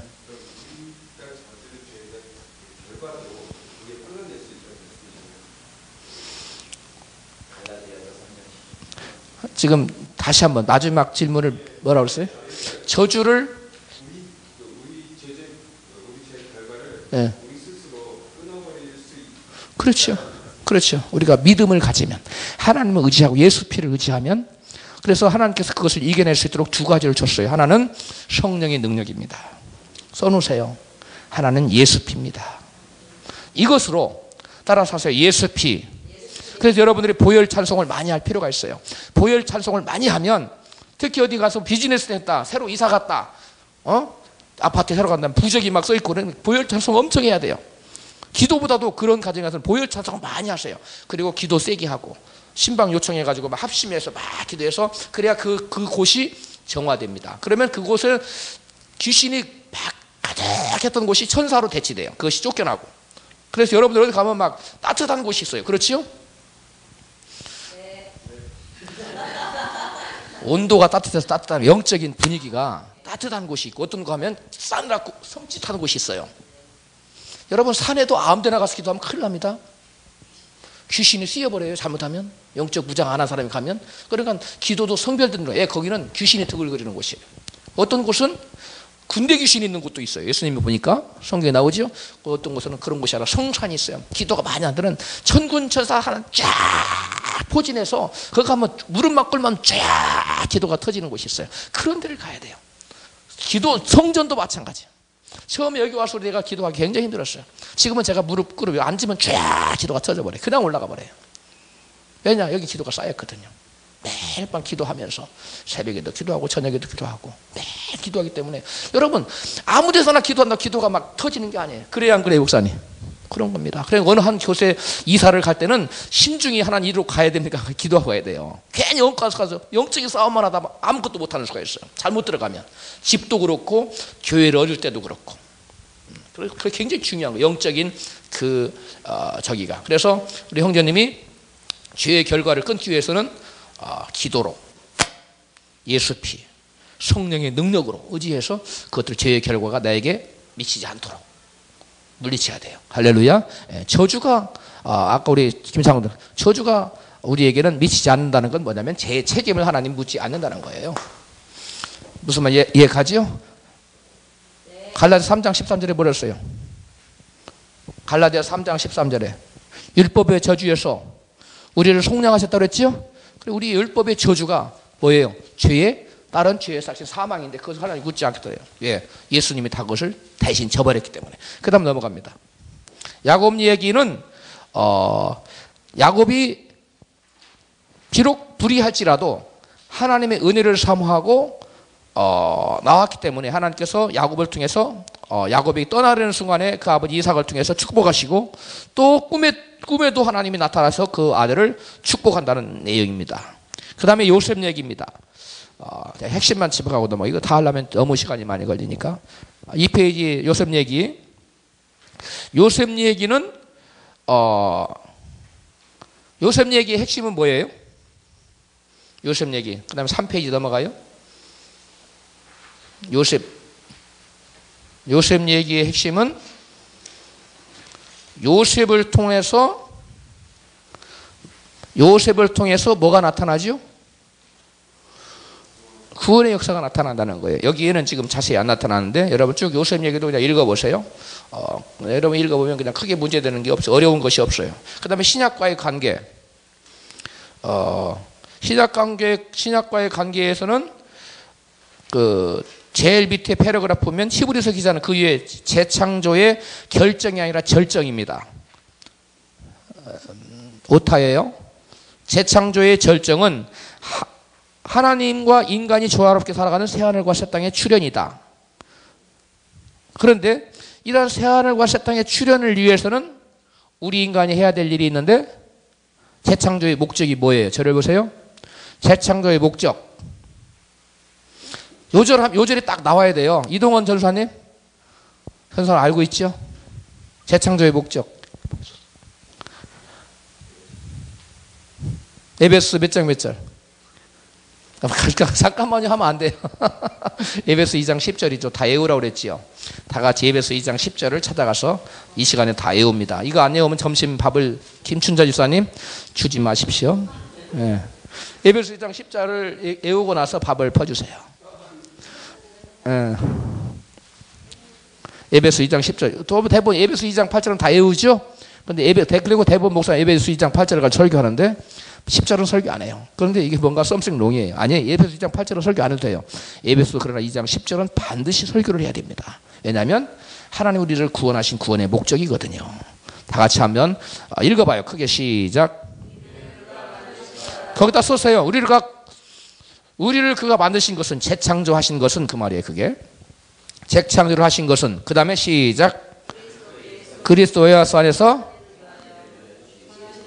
선한 일을 위하여 지으심을 받은 우리를 재창조하신 목적이 뭐예요? 선한 일을 위하여. 그 다음에가 더 정확하게 나오죠. 우리가 그 가운데서가 뭐예요? 선한 일을 행하는 가운데서 그 말이에요. 무슨 말 이해 갑니까? 그 가운데서 뭐 하게 하려고? 행하게 하려고. 그러니까 선한 일을 행하게. 그러니까 우리 인간의 지으신 목적이 저를 보세요. 뭐라고 그랬지요? 원래 찬송과 영광이죠. 그 한마디로 말하면 뭐라 했어요? 예배지요. 근데 그 영광은 마태복음 5장 16절 예수님 뭐라고 말씀하셨어요? 너희가 이같이 사람 앞에 착한 행실로 너희의 착한 행실을 보고 아버지께 뭘 돌리게 하라? 영광을 돌리게 하라고 했어요. 그러니까 우리가 영광 돌리는 건 뭐냐면 착한 행실이에요. 그러면 에베소 2장 10절과 관련이 돼야 안 돼요? 돼요. 그러니까 하나님께서 우리를 지으신 근본적인 목적 또 그렇고 우리를 죄에서 다시 구원하신 목적도 그렇고 원창조의 목적과 재창조의 목적은 같아요? 틀려요? 같은 겁니다. 전혀 같은 거예요. 왜 전혀 같을 수밖에 없냐? 원창조의 목적에서 벗어났기 때문에 다시 지은 것이 재창조를 하신 거거든. 무슨 말 이해가지요? 저를 보세요. 그래서 여러분들이 그 관련 핵심 구절들 있잖아요. 제가 애우라는 거 요절입니다. 애우세요 하는 거 있죠? 그럼 반드시 외워야 돼요. 정확하게 못 외우겠거든. 요절이라도 외워야 돼요. 자, 그러면 송성찬 형제님, 이사야에 보면은 원창조의 목적이 나온다 그랬죠? 몇 장 몇 절 대봐요. 몰라요? 그렇다고 거기까지 속일 필요는 없어요. 이사야 43장 7절과 21절이에요. 재창조의 목적은 에베소서 2장 10절. 그 다음에 그것을 중간다리 역할을 해주는 설명, 교량 역할을 해주는 말씀이 마태복음 5장 16절. 이렇게 외워놔야 돼요. 내가 이동훈 선생님한테 또 물을 거예요. 꼭 기억해 놔요. 예. 꼭 기억해 놔야 돼요. 왜냐하면 이런 것을 모르면 여러분들이 어디 가서 뭐 설교를 한다거나 강의를 한다거나 성도들한테 상담을 한다거나 할 때 줄줄줄 말해줄 수가 없어요. 아멘. 꼭 기억해 놔요. 김옥자매님 다 써놨어요? 예.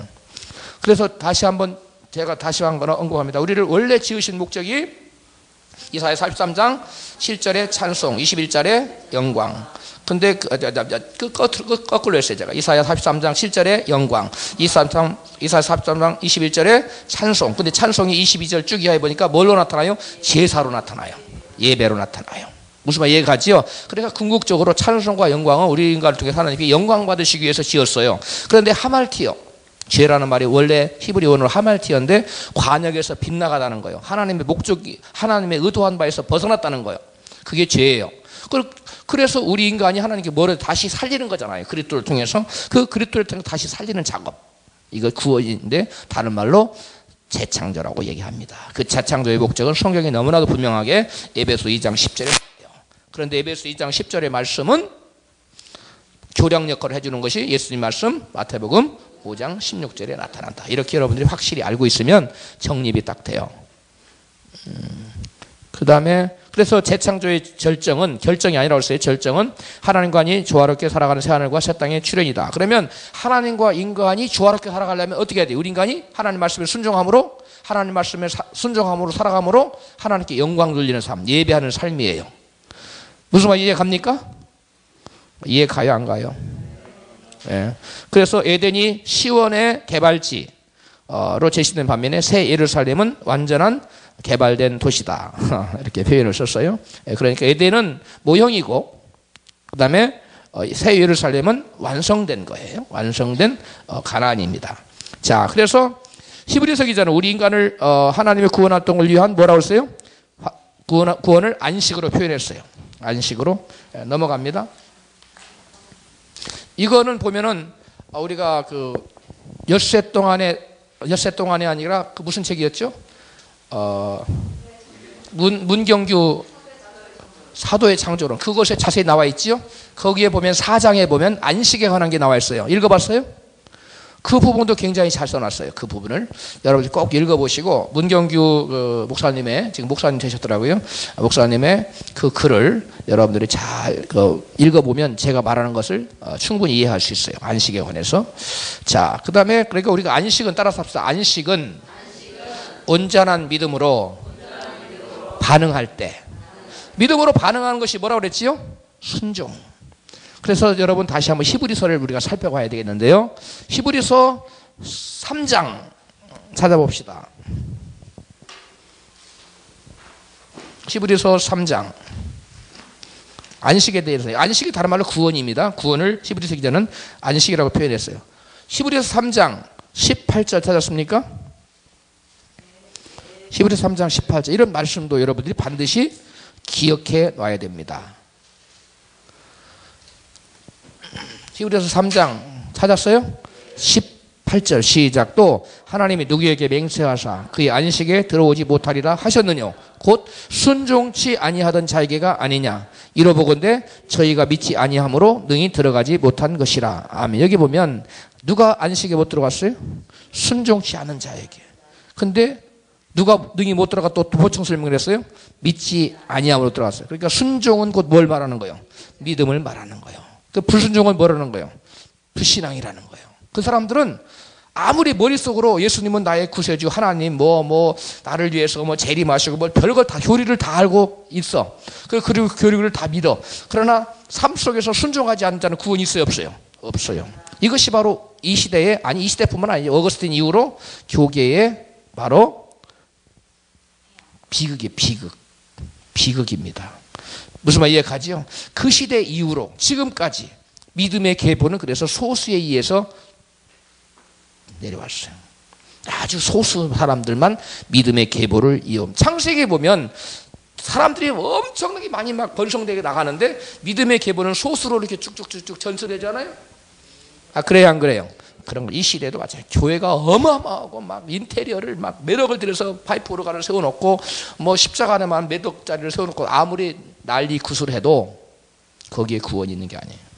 거기에 안식이 있는 게 아니에요. 믿음의 계보 속으로 들어간 사람만이 안식이 있어요. 그 사람은 누구냐? 따라합시다. 말씀에 순종하며 말씀에 복음에 뭘로 반응한 사람? 믿음으로 반응한 사람이에요. 그러면서 히브리서 기자는 경고하잖아요. 히브리서 3장 12절 봐요. 12절. 그래서 히브리서 기자는 이와 같이 우리에게 경고하고 있어요. 다 같이 시작. 형제들아, 너희가 삼가 혹 너희 중에 누가 믿지 아니하는 악심을 품고, 여기 주기하세요. 믿지 아니하는 악심을 품고 살아계신 하나님에게서 뭐 할까 염려할 것이요? 떨어질까 염려할 것이요. 이것은 하나님 뜻대로 하는 근심이고 하나님 뜻대로 하는 염려예요. 바울은 이런 염려는 하라고 그랬어요. 내가 하나님께 떨어지면 어떡하지? 내가 교만한 마음 품었다가 하나님께 멀어지면 어떡하지? 이런 염려는 하라는 거예요. 그러나 세상 염려는 하라고 해서 하지 말랬어요. 그건 하지 말. 그건 썩어질 거예요. 세상 염려는. 그 다음에 13절 시작. 오직 오늘이라 일컫는 동안에 매일 피차 권면하며 너희 중에 누구든지 죄의 유혹으로 강팍해됨을 배워라. 이게 굉장히 중요해요. 강팍해지면 안 돼요. 강팍해지면 안 돼요.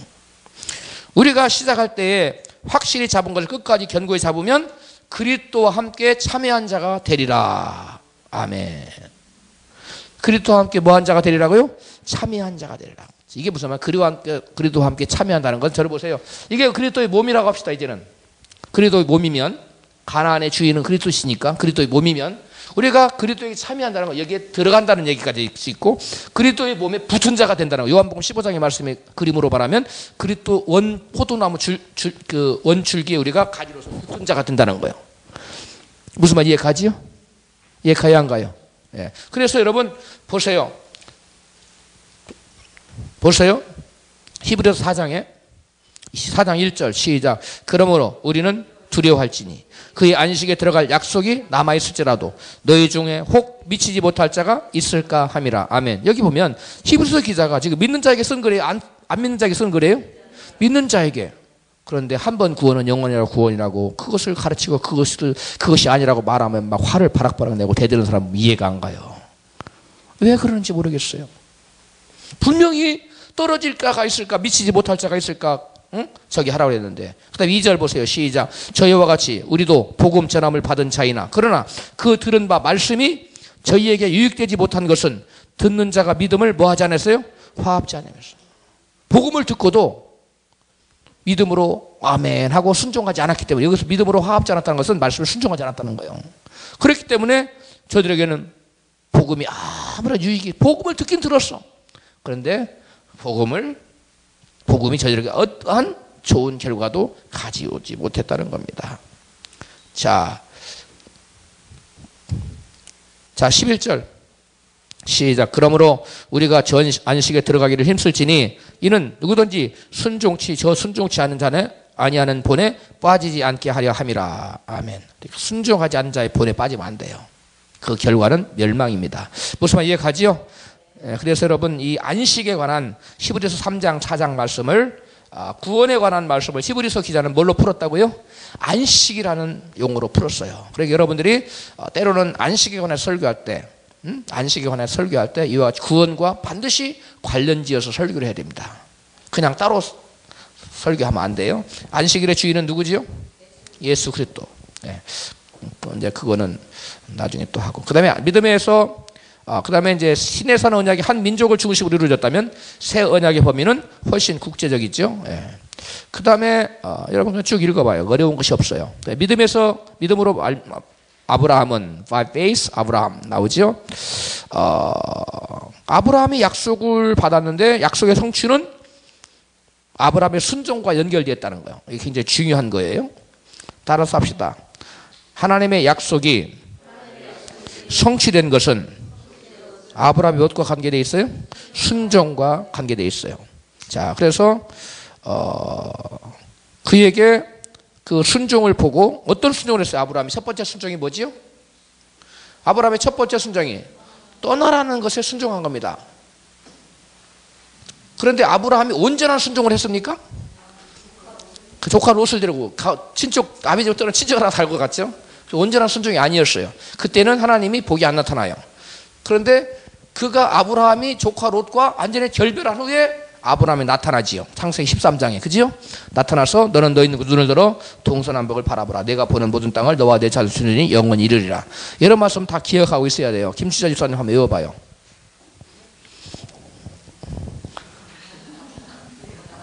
이신표 목사님 외워봐요. 너는 너희 눈을 들어. 외워야 된다니까 여러분. 말씀을 안 외우면 사역자들에게 힘이 없어요. 핵심 요절은 반드시 입에서 머리로가 아니라 입에서 나와야 돼. 머리에서 나오면 안 돼요. 김창 조사님 외워봐요. 외우라고 그렇게 해도 말을 안 들어요. 외우라니까. 회장님.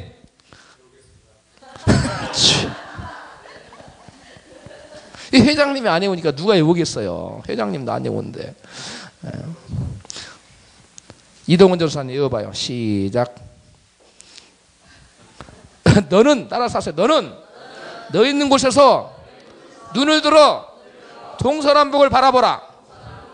내가 보는 모든 땅을 너와 내 사손에게 주리니 영원히 이르리라. 아멘. 그렇게 외워놔야 된다니까. 아무것도 염려하지 말고 오직 모든 일에 기도하고 이렇게 주주주주 나와야 돼, 말씀이. 그래서 말씀은 머리로 외우는 게 아니에요. 입으로 외우는 거예요. 뭘로 외운다고요? 입으로. 입으로 외운다는 건 생각 없이 나올 수 있어야 된다는 거예요.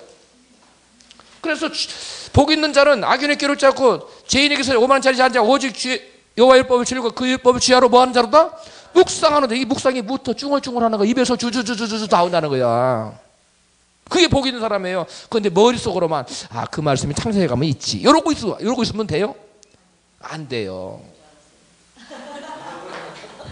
그러니까 운전석에다가도 붙여놓고 말씀을 안 목사님 운전석에다 붙여놓고 외우고 다니셔요. 그래야 권능 있는 목사님 되세요. 지금도 권능이 있으시지만 더 권능 있고 능력 있는 목사님 되려면 이심표 목사님 말씀 외우세요. 아멘. 목사님들은 적어도 300요절 정도는 외우고 있어야 돼요. 전도사님들은 적어도 159절은 외워야 돼요. 핵심 구절 그 정도를 못 외우면 그 정도만 여러분 외우고 있어도 설교할 때 이게 줄줄줄 와요. 머릿속으로 외우는 거 말고 제가 말하는 입술로 외우는 거 말해요. 입술로. 머릿속으로는 저 엄청 많이 외워요. 머릿속으로는. 입술로 잘 안 나와서 그렇지. 입술로 외우는 게 확실히 외우는 거예요. 그렇게까지 외우기 위해서는 수십 번 수백 번 막 해서 말씀이 내 입에 붙어버려야 돼. 발로 탁 쳐도 입술로 주주주 나와야 돼. 우리 송성찬 형제님 아멘 하세요. 제가 하다가 주여 믿습니다 머리를 한번 툭 쳐도 말씀이 주주주 나와야 돼요. 아멘. 그렇게 나와야 돼요. 그래야 여러분이 복 있는 사람이에요. 시편 1편 1절이 시편 1편이 여러분에게 응하는 거예요. 이동훈 전사님 꼭 외우세요. 꼭 외워요. 학원에다가 막 붙여놔. 엘리베이터에다가 붙여놓고 누가 떼면 또 붙여. 학원 올라갈 때까지 엘리베이터 타야 돼. 그죠? 화장실에다가 또 붙여놓고 붙여야 돼요. 회장님 우리 교회 화장실 우리 신대원 화장실에다가 말씀 좀 붙여놓으세요. 아멘. 이 대답이 시원찮아요. 붙여놔야 돼요.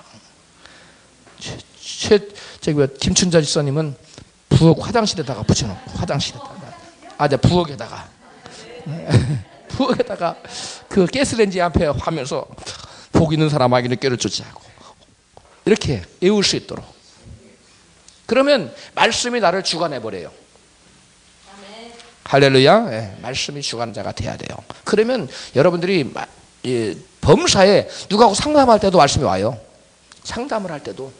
그리고 저 같은 경우는 주로 어떤 응답을 받을 때 주로 하나님 저에게 뭘 주냐면 말씀을 주십니다. 그런데 제가 말씀을 안 외우고 있다고 해봐요. 하나님 주고 싶어도 주겠어요? 못 주겠어요? 못 줍니다. 그걸 알아야 돼요. 제 친구 목사님은 이게 내적 치유 사역을 하는데 주로 뭘로 받냐면 말씀 받는다는 거예요. 그 말씀 외워놨다는 겁니다. 자, 몇 장 봅시다. 상담하러 오면 하나님이 말씀을 주시네요. 그럼 딱딱 들어맞는 거예요. 근데 그 말씀이 없어 봐요, 여러분. 무슨 상담을 하겠어요? 우리 한번 창세기부터 요한계시록 여기 말씀이 있는가 봅시다. 그렇게 하겠어요? 아니지요. 딱 쪽지게처럼 딱 찍어서 하나님이 시간 주신 말씀이 이 말씀이네요. 이렇게 나가야 돼요. 성령은 분명히 말씀하거든요. 근데 내가 말씀이 없어 봐요. 없는 말씀 하나님 막 금방 깨닫고 막 줄줄 주시던가요? 그런 경우는 거의 없어요. 내가 말씀을 암기하고 정확하게 하지 않은 걸 하나님 성경을 떠들어보기는 하는 경우도 있지만 전혀 모르는 말씀 하나 그것까지 역사 못해요. 그러니까 말씀을 기억하세요. 아멘. 제가 누구를 놓고 기도한다거나 무슨 내가 결정해야 될 하나님께 말씀을 주세요. 여기에 필요한 만큼 하나님 정확하게 말씀을 주세요. 정확하게 말씀을 주세요. 응? 내가 우리 김옥자매님을 놓고 우리 교회에 오는가 안 오는가 누구 하나 기도했어요. 하나님 정확하게 말씀을 줬어요. 한 알의 비랄이 땅에 떨어져 죽지 아니하면 한 알 그대로 있고 죽으면 많은 열매를 맺느니라. 이게 해석이 두 가지요. 자매님이 뭐 하면 열매를 많이 맺어요? 죽으면. 안 죽으면 혼자 뻘뻘 짖는 거예요. 그거요. 죽으면 열매를 맺는다는 거예요. 우리 자매님 죽으면 놀라운 열매가 나타날 겁니다. 할렐루야. 그래 죽지 않으면 그대로 있다는 거예요. 그러니까 하나님이 말씀을 주는 거예요. 말씀. 그러니까 여러분 그러니까 어떤 응답을 받을 때 다른 걸로 받으려고 하면 이상해져. 그러나 말씀으로 받으면 이상하지가 않아요. 따라합시다. 가능한 한 뭐 신비한 것을 통해서 받지 말고 따라서 해요 좀. 뭘 통해 받자? 네, 말씀을 통해서 받으세요. 그러면 정확합니다. 말씀을 통해서 받으세요. 우리 목사님도 말씀을 통해서 받죠? 네, 말씀을 통해. 주의 종들은 반드시 말씀을 통해서 이 상황에 하나님 뭐라고 말씀을 통해서 받으면 정확해요. 근데 자기 무슨 생각으로 받고 그러면은 아니에요. 말씀을 통해서 받으세요. 그럼 말씀을 통해서 딱 하나 말씀을 주신 걸 딱 붙잡잖아요. 그러면 어떤 상황이 전개돼도 주의 종이 요동치 않고 견고합니다. 이건 하나님이 주신 것이 하나님 인도하십니다. 하나님 뜻이다. 이게 있어요. 그런데 자기가 어떻게 신비하게 묘하게 받아버리면 묘하게 바뀌어요. 상황에 따라서. 그럴 가연성이 많아요. 그러니까 여러분들이 항상 말씀 많이 읽기도 해야 되겠지만 뭐 해야 된다고요? 암송해야 돼요. 입에 붙어 있어야 돼요. 이신표 목사님 말씀 방송 많이 하세요. 그게 능력이에요. 능력입니다. 그 다음에 쭉 넘어가고요. 말씀을 통해서 시에 대해서 여러분 쭉 시에 대한 것, 시, 땅, 정복, 시와 땅과 복 이 세 가지 주제로 창세기는 쭉 개연성으로 넘어갑니다. 그 다음에 아브라함의 부르심 5페이지예요. 5페이지. 우리 지금 5경 4강해요. 족장의 내러티브. 그 다음에 아브라함을 부르심은 순종에 달려있다는 것을 계속 말씀하고 있고요. 온전한 순종 뒤에 축복이 이루어졌다는 거. 이건 끝냈어. 그 다음에 두 번째, 오늘 여기까지 마쳐야 되는데 주여 5강 창세기 4강 내러티브 2 제가 중간에 없던 것들을 많이 하다 보니까 좀 강의가 지체가 되는데요. 이제는 족장들 내러티브 2 찾았지요? 보면은 여기서도 우리가 쭉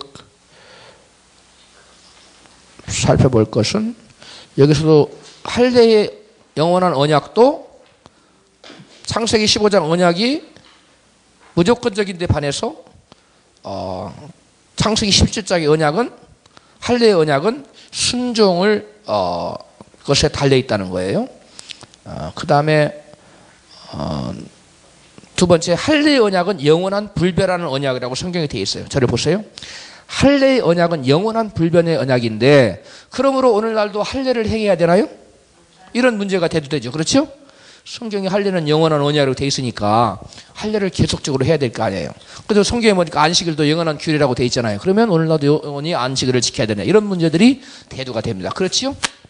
그래요. 그러면 오늘날 할례를 행하는 것이 맞아요? 안 행하는 것이 맞아요? 초대교회 유대인들은 끊임없이 뭘 주장했어요? 할례를 해야 구원받는다고 주장했습니다. 네? 오늘날도 유월절을 지켜야 구원받는다고 주장하는 사람들이 있어요. 오늘날도 안식일을 지켜야 구원받는다고 하는 사람들이 있어요. 누구예요? 안식교도, 제7일 안식교. 오늘날 유월절을 지켜야 구원받는다고 주장하는 사람들이 있어요. 그 뭐죠? 무슨 이단이죠 그게? 하나님의 교회입니까? 그 자식들이에요? 우리 형제님 앞으로 나오세요.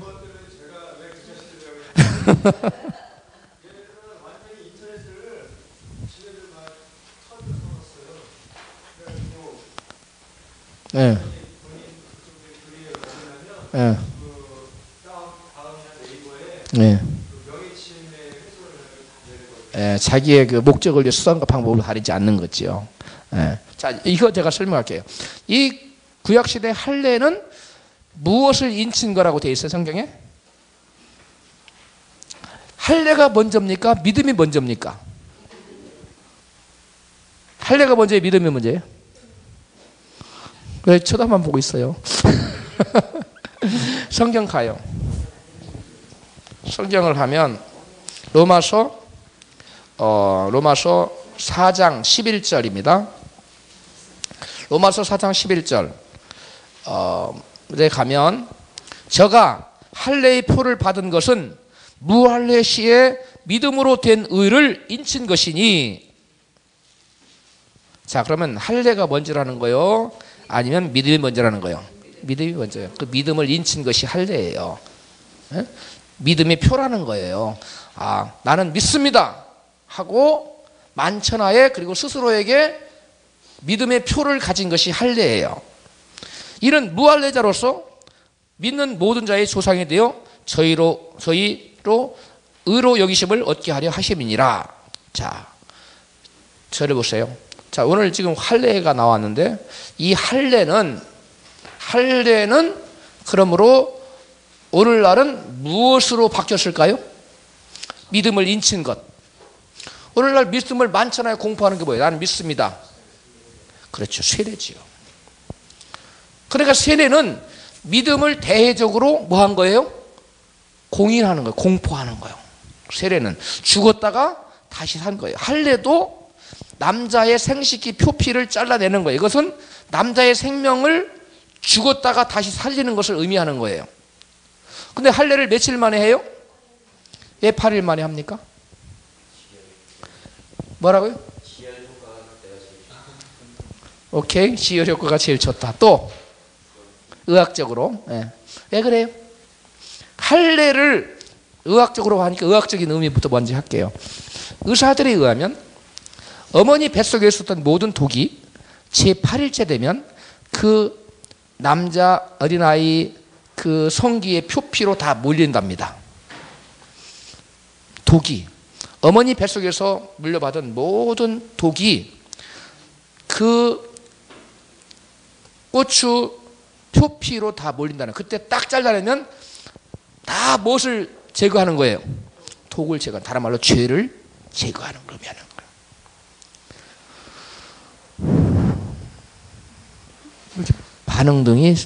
반응이 시큰둥해요. 왜? 무슨 말 이해 갑니까? 그런데 뭐가요? 딸은 어디로 불리냐고요? 성경에 여성은 그냥 남성에 따라가는 거예요. 네. 어떻게 제거하느냐고. 나 몰라요. 그거는 의사한테 산부인과 의사한테 물어보세요. 네. 여성들은 아마 그렇게 안 몰릴 수도 있어요.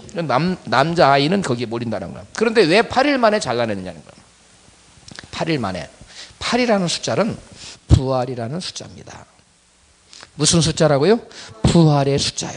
첫날에도 성회요, 제8일도 성회라고 그랬어요. 출애굽기에 보면 이 8이라는 숫자는 부활의 숫자이기 때문에 죽었다가 다시 사는 것을 말하는 거예요. 세례가 바로 뭐예요? 죽었다가 다시 사는 것을 의미해요. 그래서 할례와 세례는 다 같은 의미예요. 죽었다가 이게 생식이 어디로부터 시작돼요?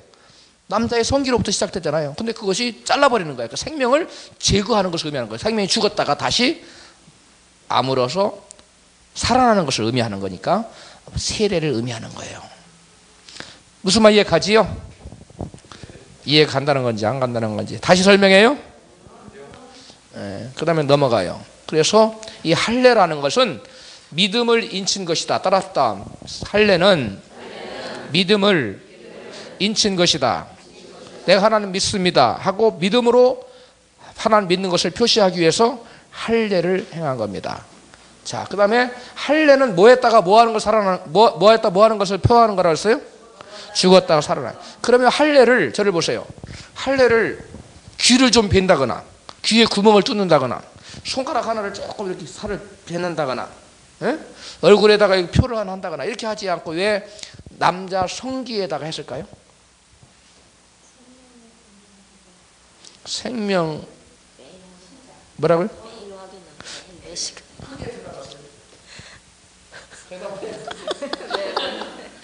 매일 확인하라고. 남자들은 하루에도 적어도 몇 번 봐요? 화장실 갈 때마다. 사람마다 다르지만 매일 확인하잖아요. 그래서 하나님 백성들에게 너는 죽었고 죄에 대해 죽고 누구에 대하여? 의에 대해 산 자다.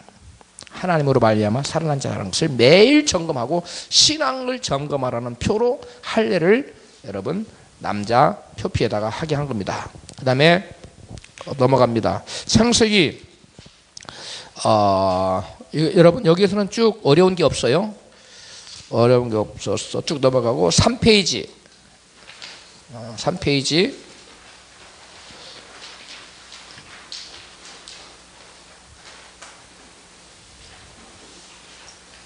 결론을 보겠어요.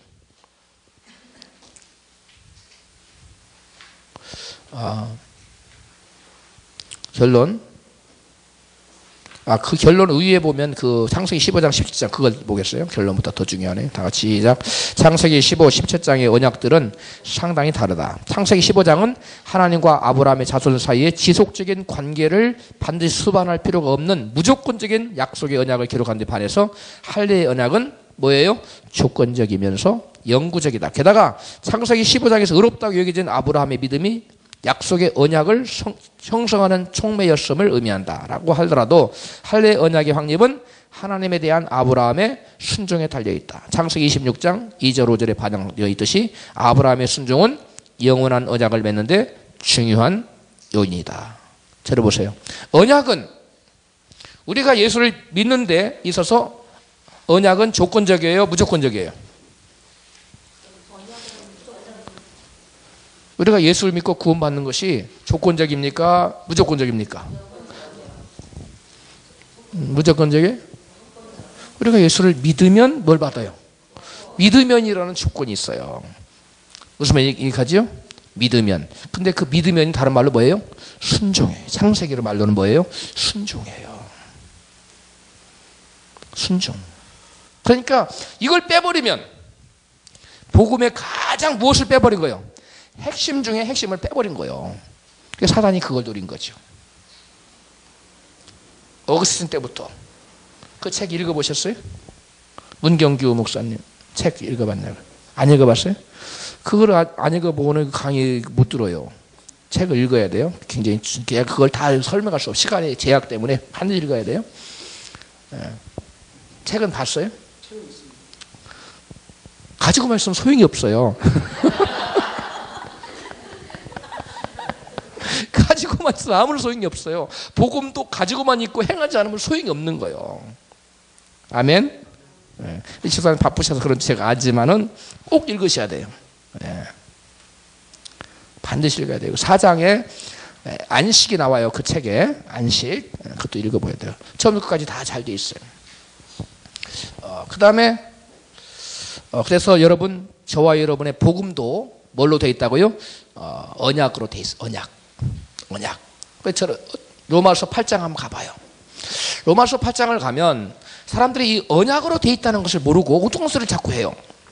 여러분들이 그 엉뚱한 소리를 하는 사람한테 면박을 줘야 돼요. 그를 깨우치기 위해서, 생피주기 위해서가 아니라. 로마서 8장 38장 찾았어요? 로마서 8장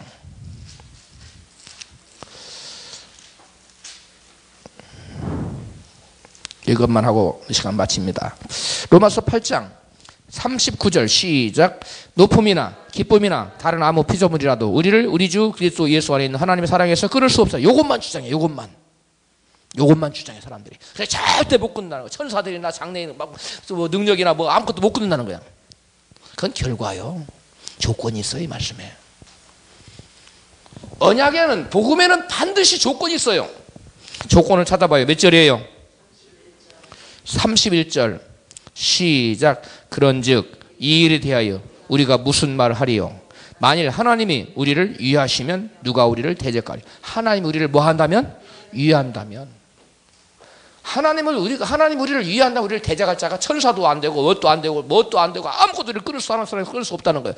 근데 하나님이 우리를 위하지 않는다면 어떻게 될까요? 다 끊어지는 거예요. 성경에 보면 구약에 쭉 보면 하나님의 대적자들이 나타나요. 하나님을 대적하는 장면들이 나타나요. 뭐가 나타난다고요? 대적. 우리가 하나님을 대적하면 하나님이 저들을 보응하시겠다고 나와 있어요. 심판하시겠다고 그랬죠. 이해하겠다고 안 나와 있어요. 무슨 말 이해 갑니까? 이해가 가요 안 가요? 그거 찾아줘요. 어디 나오는지. 대적 인터넷 들어가 찾아봐요. 대적. 네? 말씀 저기 찾아봐요. 이 대적을 치면 하나님을 대적하는 사람들이 있어요. 하나님이 보들을 보응하고 심판할 것이 나와요. 무슨 말 이해 갑니까? 그러니까 우리가 저를 보세요. 우리가 하나님의 대적자가 되면 돼야 안 돼요? 안 돼요. 성령으로 행하는 자와 또 자기 육체의 속을 쫓아서 행하는 자가 나와요. 그런데 성령의 소욕을 쫓아서 행하는 사람은 하나님 우리를 위하시지만 육체의 소욕을 쫓아서 행하는 사람은 하나님 뭐가 돼요? 그의 대적이 돼요. 무슨 말 이해 갑니까? 그래서 여러분 전제가 있어요. 따라합시다. 복음에는 크게 하세요. 복음에는 전제가 있다. 그게 뭐예요? 그게 뭐예요? 믿느냐 안 믿느냐는 거. 믿을 것이냐? 그러면 이 약속들이 다 너희 것이 되리라. 이 창세기 내용도 다 그거예요. 아브라함에게 나타난 하나님 바로 그거예요. 순종하면 다 약속이 너희 것이 이루어진다는 거예요. 무슨 말 이해가지요? 예, 그것을 궁금하고 있는 말씀 붙들고 우리 잠깐 기도하고 잠깐 쉬었다가 다음 시간 하겠어요.